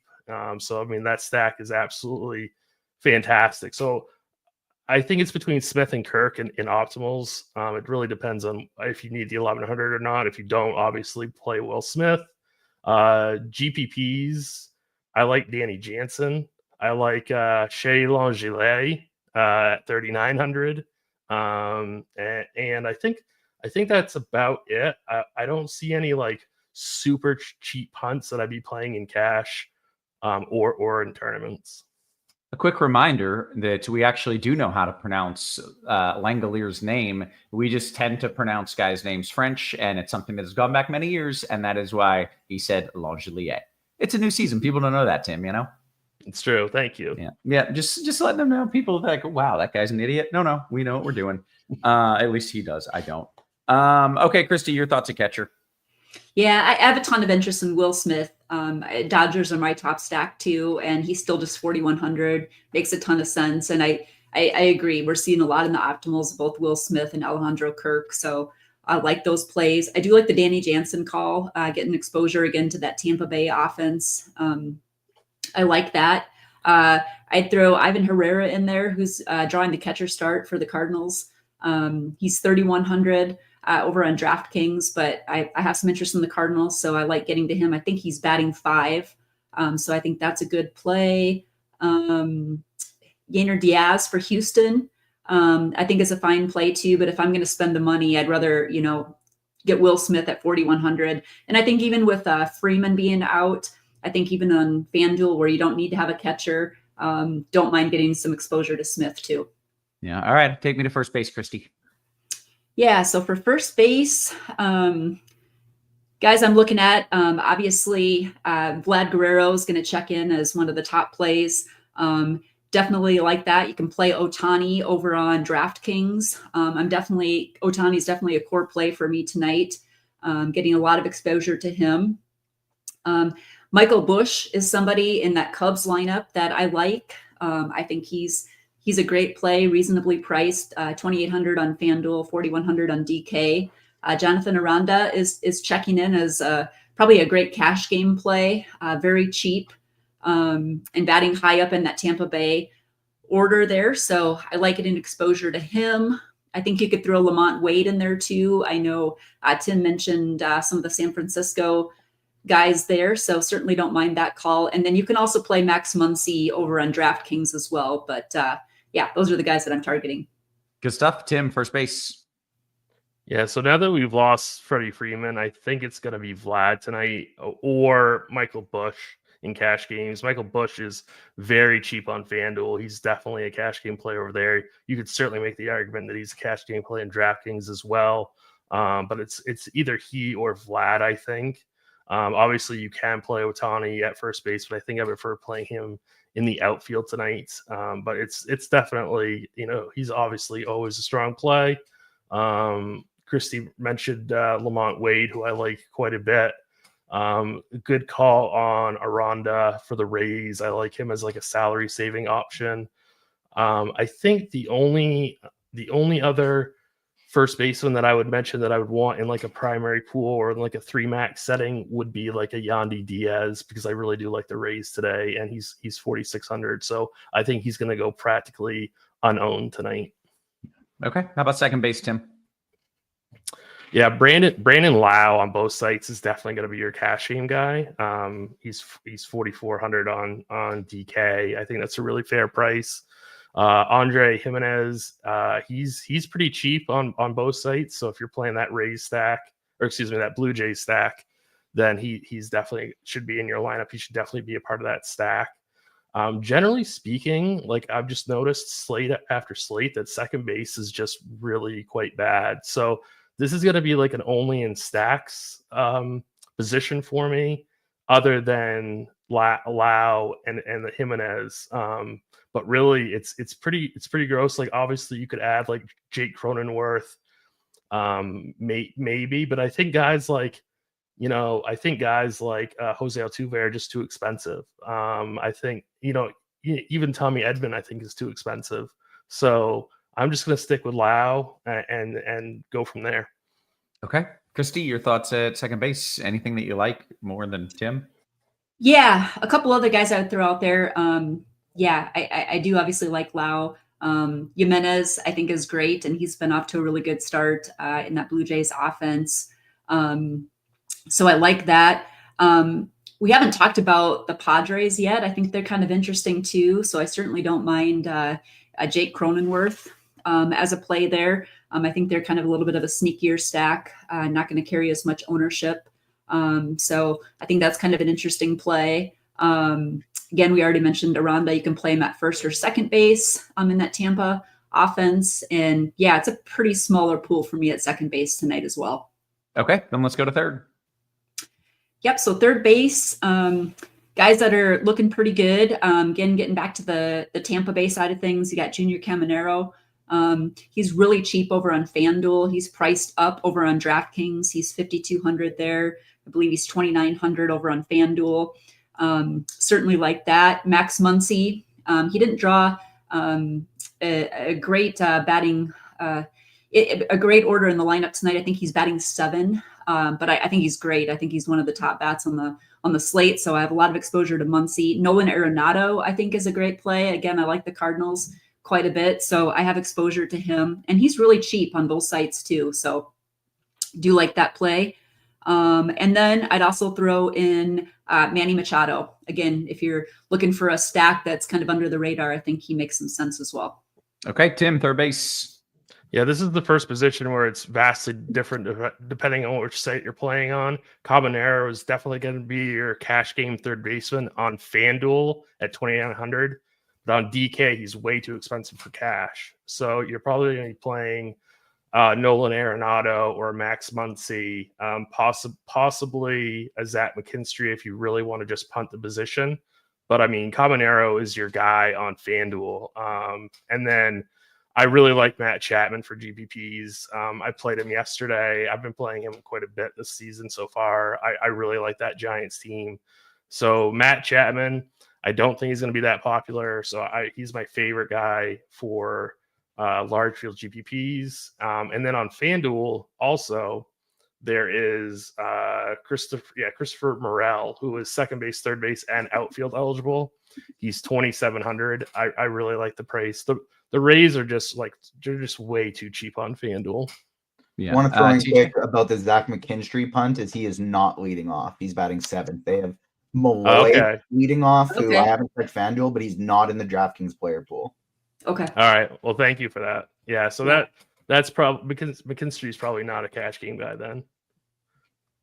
You mentioned Caballero. I'm seeing Tyler in the chat says that he is not in the lineup. Have we had confirmation about that? I thought starting lineup, or I thought we had that lineup. It could be wrong. I did too.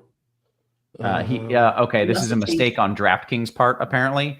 So he is in, but DraftKings may have him as out. Is what I'm gathering from the chat. Okay.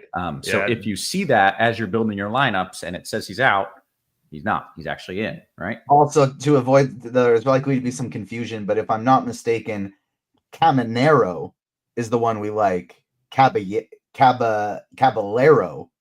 less interested in because he's batting ninth.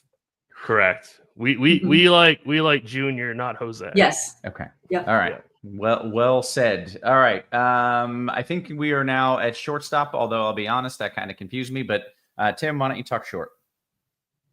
Sure. So on FanDuel, it's kind of a toss-up between Dansby Swanson and Bo Bichette.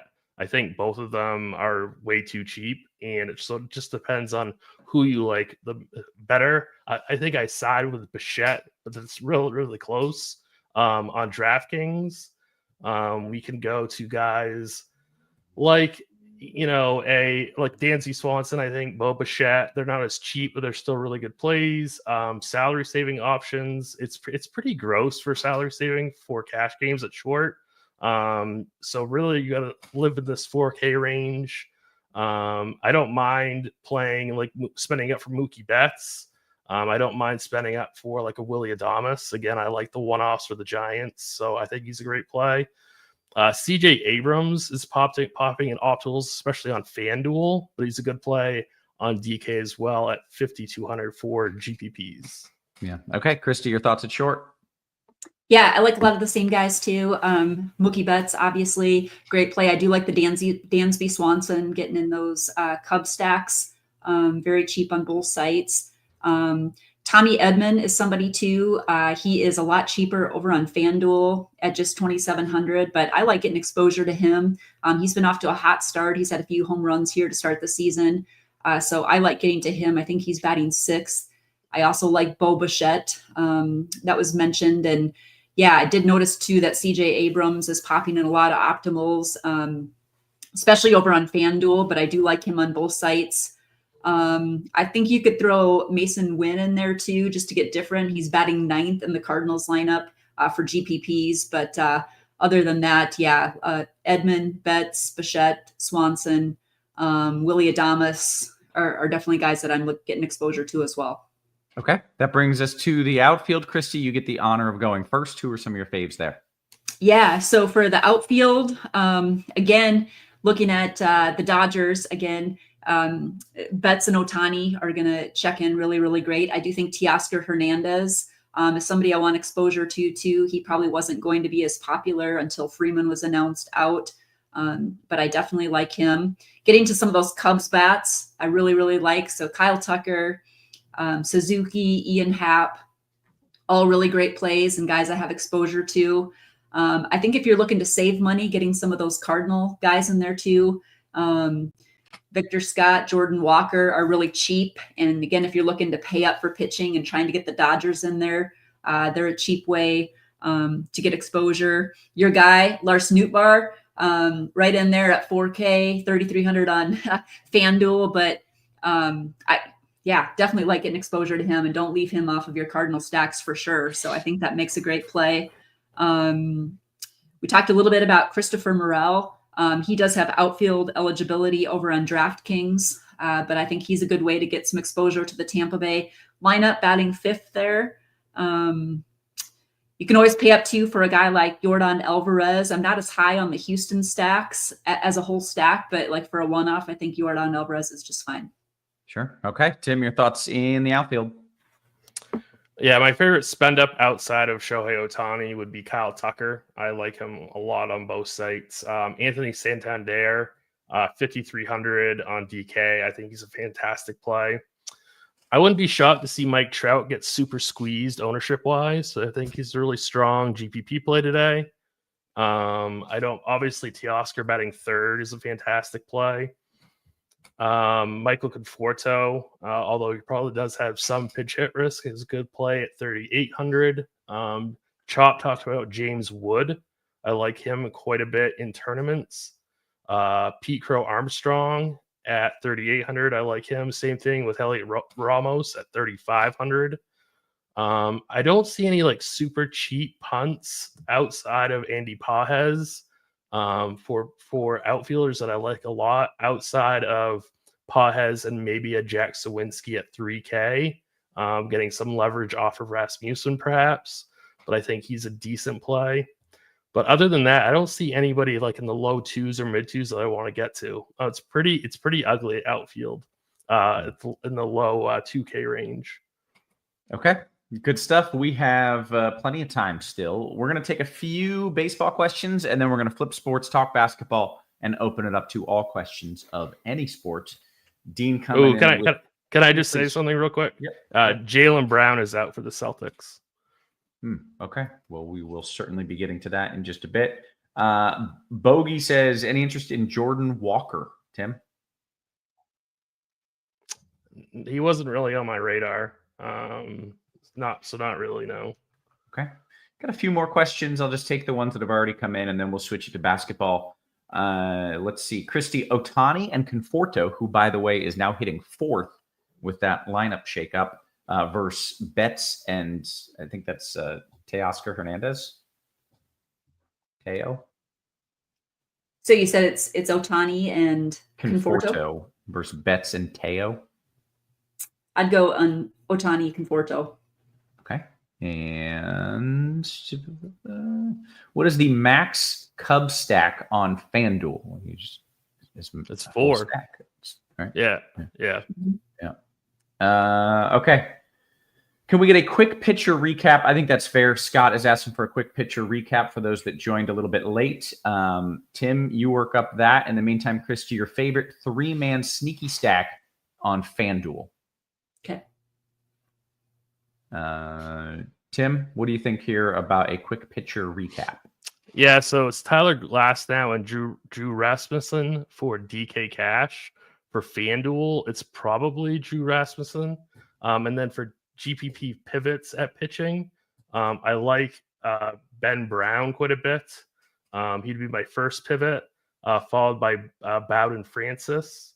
And then probably, a Jackson Jobe would be somebody in my player pool as well. And then I think that's really it. Those would be my favorite pitchers. Okay. And then Kristi, the question was your favorite 3-man sneaky stack on FanDuel.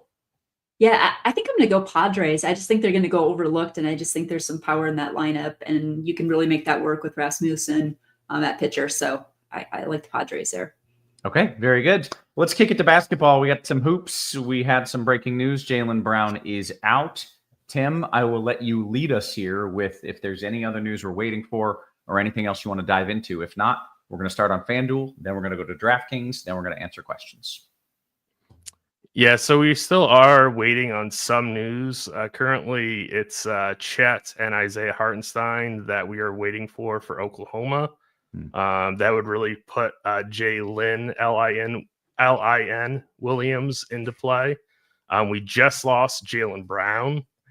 And then the biggest thing really is the Jazz only have 9 guys. Yeah. So it's disgusting to play them. But I think we're basically forced to play them on the slate because they are so shorthanded.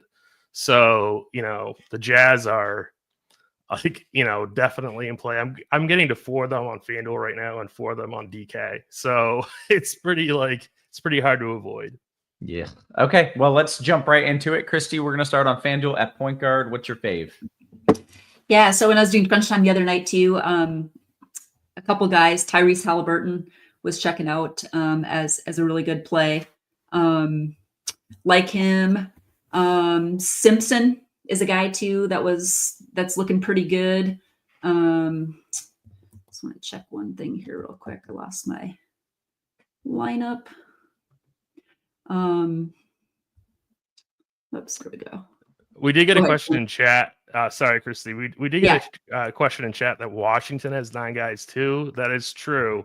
But they are really running, I would say, very inconsistent and bizarre rotations. So I'm not as intrigued by them as a DFS option. If you want to play them in GPPs, that's completely fine. But it's hard to predict what they're going to do on the court. Okay. So. Okay, fair enough. All right, Kristi, any other names there at point guard? Yeah, and like Tim is mentioning, a lot of the Utah guys are looking really good too. So Collier, Keontae George are fine, but yeah, Simpson, it makes a really great play. I know he's popping in a lot of the optimals and things like that, so like him. But if you're looking to pay up, I like Tyrese Halliburton quite a bit tonight. He's shown some pretty good upside and a good spend up option with all the value that we have. Good stuff, Tim. Your favorite FanDuel point guard? Yep. So FanDuel point guard. I think it's gonna be Tyrese Halliburton is my favorite, like spend up point guard. If we were to lose Chet and Isaiah Hartenstein, that would just increase SGA's usage. So he would be a fantastic play. He already is a good play, but he'd be even better. Tyler Hero against the Wizards. I think he's really a fantastic play at 8,600. KJ Simpson is by far, I would say, the best quote value on FanDuel at 4,800, and he's point guard only. So if you're playing like smaller field stuff or cash games, he's definitely going to be a player that you're going to be playing tonight. Derek White gets a really nice, meaningful usage bump with no Jaylen Brown on the court, so he's fine for GPPs. So yeah, I think that would round out my point guard spots on FanDuel. Okay, let's go to shooting guard, Tim. But first, I want you to know that you got a compliment in chat that says your beard is a straight up 9.8 out of 10. It is damn near perfection. And I can't disagree. It does look great. That is awesome to hear. I worked so hard. I worked so hard on it. Glorious. It's glorious. Yeah. So shooting guard. I should have mentioned Keontae George. He's 5,900, spectacular value. He's point guard, shooting guard option on FanDuel. AJ Johnson at 5,100. And Derek White I already talked about. I'm trying to find like other guys that I haven't mentioned at point guard that are viable. Again, it's Halliburton. It's Tyler Hero. It's pretty much the same guys that I mentioned at point guard. Not much of a crossover here. Okay, Kristi, your thoughts at shooting guard? Yeah, I would say, kind of similar. Again, I like the Utah guys quite a bit. Keontae George, I do like Tyrese Halliburton. Probably one of the best spend up options for sure. I think you could throw Nick Smith in there as well. He's pretty cheap. We have him projected for, I think, around 30 minutes, and he's got a really good matchup tonight too. So I like that. Otherwise probably looking to get some of the Utah guys in there just because they've really shifted here in the last 20 minutes or so with some of that news breaking. So I like that. Okay. How about small forward, Kristi? Yeah, small forward. Quite a few different guys that are going to look pretty good here. You've got Jason Tatum. He was looking really good earlier. And of course, now with Brown out, he's going to look really great too. So certainly like that play. I think Miles Bridges against Utah. I do like that. And I like getting some exposure to the other side, especially if we're going to have a lot of Utah guys in our lineup. So I think getting exposure to him is good. I think there's some good cheaper plays here as well. You got Jalen Martin. He's another cheap value play, projecting pretty well. I think you could throw, like for tournaments in there, I think you could throw guys like DeMar DeRozan in there, Paolo Banchero. But yeah, I think, Jason Tatum's going to look really good. Miles Bridges is going to look really good. I think those are the guys I'm looking at. Tim, you want to add some names at small forward? Yeah, so definitely be starting with Jason Tatum as your spend up guy. Johnny Juzang at 4,100 is your spend down. Bryce Sensabaugh at 4,700 I like quite a bit. Jalen Martin as a spend down for GPPs. It's not my favorite game on the board. It's probably the worst game on the board, but I don't mind a little Franz Wagner at 8,300 in GPPs. But yeah, so it's pretty straightforward at the small forward position. Okay. Oh, but I don't mind Jalen Len Williams for GPPs also. Okay, let's go to power forward, Tim. Yeah, so this is kind of an interesting position. I'm getting to a lot of Pascal Siakam at 7,800. I'm also getting to a lot of Bam. Those would probably be your two first spend up options. Mid-range would be Kyle Filipowski at 6K. Drew Timmy at 3,900 would be your spend down option. Just like Wagner, I don't mind some Banchero in GPPs as a spend up to get different selection. And if you're not playing Tatum at small forward, you should be playing him at power forward. Wasn't Drew Timmy the guy who was in college for like 7 years and looked like he was 30 when he was in college? Yep. I can't believe he's in the league. That's awesome. I was unaware that we would ever get a chance to play him. I got to lock him in. All right. Kristi, your thoughts of power forward? Yeah, I like a lot of the same guys. I think Siakam, if you're looking at some of the optimals, he's projecting really, really well there. We mentioned Tyrese Halliburton as a great spend up, but I do like the Siakam call there. And like you said, if you're not playing Tatum at small forward, you definitely want to get exposure at power forward there. So I like that. Bam Adebayo, I think, is a great play. Filipowski, he's priced up a little bit, but I think he's fantastic in that Utah game. Let's see if there's any other guys. Again, Miles Bridges on FanDuel, he just has a really good price play, so I think he's a good play over on FanDuel. But yeah, I agree with Tim. Those are the guys that we're really looking for at power forward. Okay, let's go to center, and I am getting some news here that Gafford is in. Lively is out. So we're getting some Mavs news here. Kristi, what are our favorite center plays? Yeah, so we've got Kessler out. I'm not even sure how to pronounce Oscar's last name, but he's projecting very, very well. Do you know, Tim? It's Shibwe. Shibwe. Okay. Nice. Perfect. Yeah, exactly. I mean, he looks really, really good, and he's been pulling in a lot of the optos. I think Bam, again, if you're not playing him at forward, somebody you want exposure to, Filipowski looks good. I think also you could throw Thomas Bryant in there. I know when I was running some optimals right before things were starting, he was looking very, very good. You've got Porzingis, which I think is a fine play. Ware for Miami, I think is someone to have in your pool as well. But yeah, I think, how'd you say again? Oscar Shibwe? Shibwe. Yep, exactly. I really like him, and saving there a little bit allows you to get in Tatum, maybe even Siakam, Halliburton, guys like that. Okay. Yeah, so we're getting some comments about how Shibwe is not starting. I don't think that's a huge deal. I think he's still going to play the same kind of minutes that he's going to before. So I'm not too worried about that. We've adjusted his projection a tiny bit, but not a ton. So I'm not too worried about this. Okay. Talk to me about center. By the way, Hammer says you look like an English teacher, very intelligent. You're getting beard compliments, intelligent compliments. I don't know what's happening, Tim. Yeah, definitely never heard that one before. Yeah. But so it's definitely like a debate between Shibwe and Thomas Bryant. On DraftKings, I'm playing both. On FanDuel, I'm currently playing Bryant just because I think he's going to play more minutes.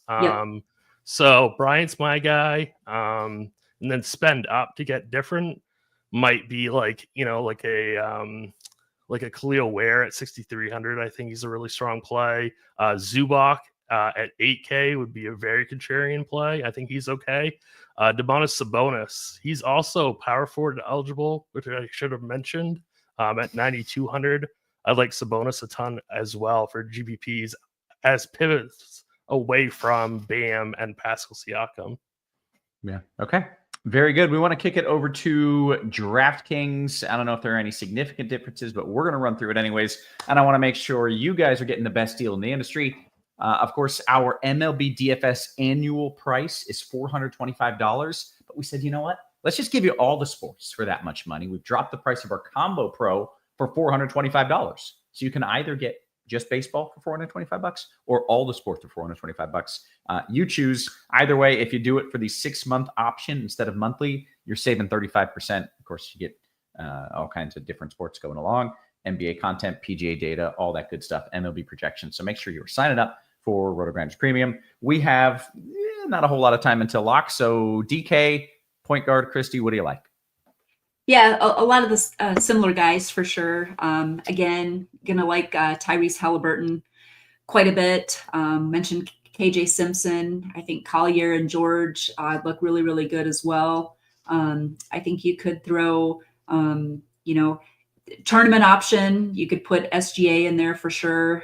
Josh Giddey, but I think there's such good value here with Simpson, Collier, George. And then my favorite spend up is really Tyrese Halliburton tonight.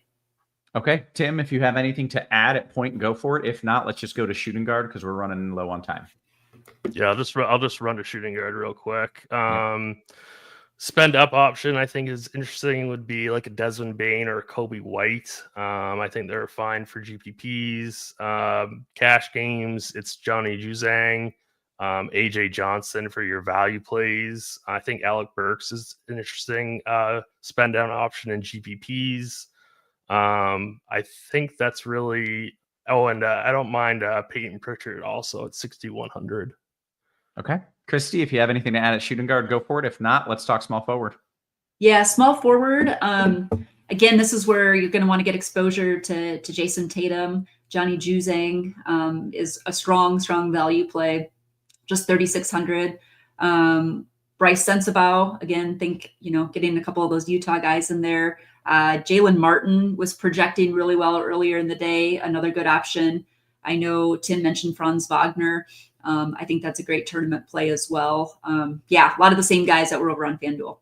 Okay, I am seeing, by the way, Gafford will be on a minutes limit, 15 to 20 minutes. Yeah, I wouldn't play any of those Dallas bigs. Just ignore that whole situation. What about AD? He's on a minutes restriction. He's too expensive. Didn't he play 30 minutes last night, or last game? Yeah, but that's not quite enough for the price, So he's just still stay away, I think. Yeah. Okay. I was hoping they were building him up, but if he's not getting more than that, I guess not. All right, Kristi. Actually, Tim, take us to power forward. Sure. So it's probably going to be Jason Tatum as your spend up option. If you're looking, to get different, I think Bonchero is a good pivot away from Tatum. Bam at 8,600 is a fantastic play.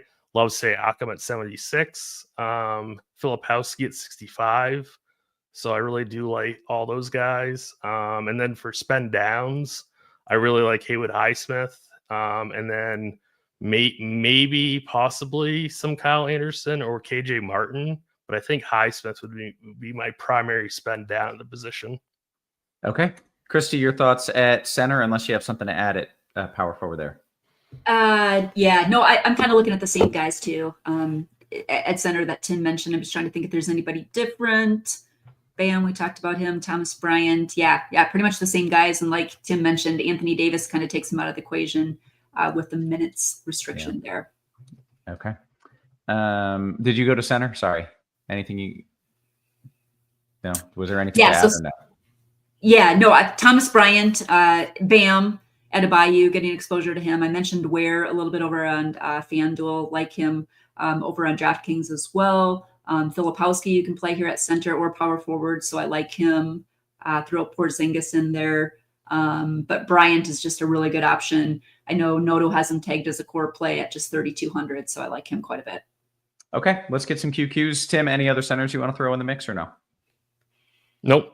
No. Okay, then I'll try to take a couple basketball questions. We are moments until lock, and you can go right to YouTube. I hit Discord.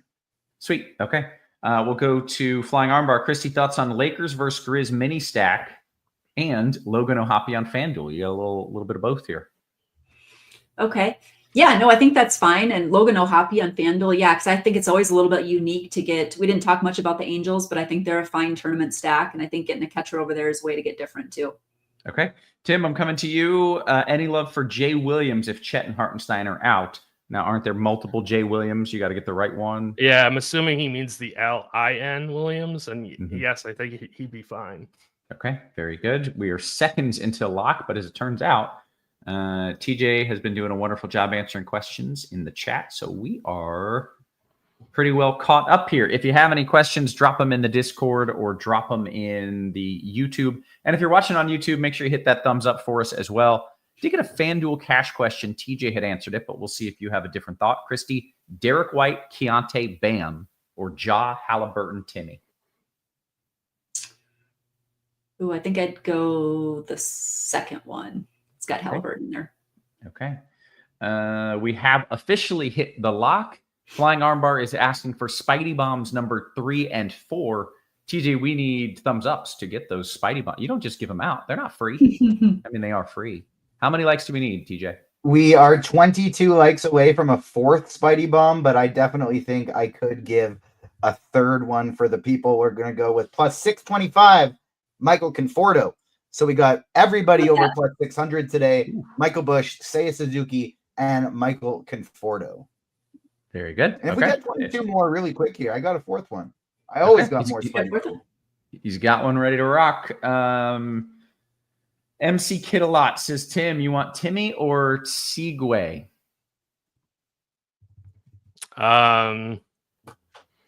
It's close. I'd probably go Shibway. Okay. Kristi, are we buying this Bitcoin dip? Are we buying the dip in Bitcoin? Apparently, you are. You're a Bitcoin bro.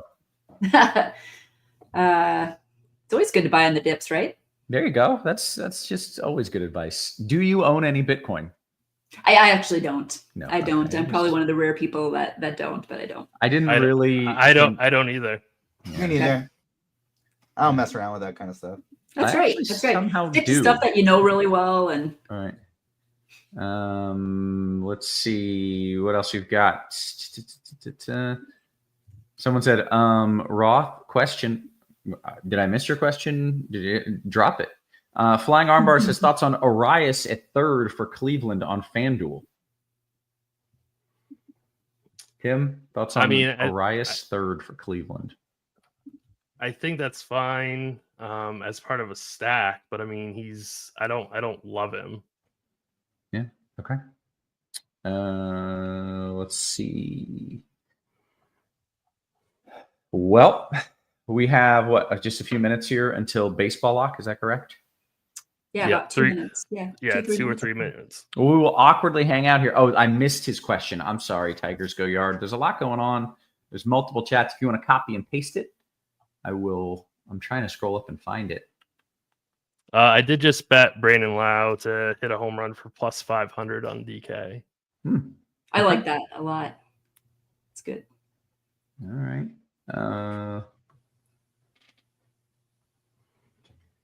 Okay. Guess what? I'm waiting for one person to re-enter their question because I feel bad I skipped it. And if I wasn't waiting for that, I'd say we're going to bounce out of here. But go ahead. Tigers Go Yard. Get your question back in if you can. Everyone's just giving financial advice now in the chat. Oh my God, I'm an idiot. Will Tigers Go Yard that's his username and the question. I get it now. I get why I didn't see your question. Will the Tigers Go Yard is the username, and the answer is Kristi. Will the Tigers go yard? Go yard, yes. Yeah, I think they. Any specific player? Tigers in general, you get all of them. Yeah. No, I think they will. I think they're kind of an underrated team, honestly. So I think they do. There you go. All right. Thank you for that creative question that I somehow did not see coming. Okay. With that, TJ, what's up? Out of the fourth Spidey bomb down there for the people. Get us up over 200. We're so close. 9 more likes. 9 more people. Click the like button. We'll even do the phone, the little demonstration for the people since they love it. You go to YouTube. It's not that hard. You go to YouTube. Guess what? We're going to be right at the top. There we are. MLB DFS. I can see us right there. Now, the problem is, Roth, you can't just hit the like button. Why? It's hidden. It's hidden by the chat. You got to minimize that chat. Live chat right there. So you got to hit the X. Oops. There you go. Hit the X. Then you can hit the like button. Go ahead and do that for us. Get us up over 200. Spidey Bomb number 4. John Kenzie Noel plus 560. So we got Michael Bush plus 500. Seiya Suzuki plus 600. Michael Conforto plus 650. And John Kenzie Noel plus 560 for the 4 Spidey Bombs today. Very good. Did get one more note here. If you're stacking the Cubs, Amaya is out. And we got one more question. Lowe or Abrams, FanDuel GPP, Tim? It might be Lau. That's Lau. I believe it's Lau. Yeah. But I would go with Lau. Okay. But they're both good. Very good. Okay. Hey, with that, we did all the things that we came here to do. Answered all the questions and gave out all the plays. So for Kristi, for Tim, for our wonderful production crew, always working hard behind the scenes and sometimes on camera as well. Guys, we appreciate you. We love you. And we will catch you tomorrow. Another split sport slate. You have been crushed.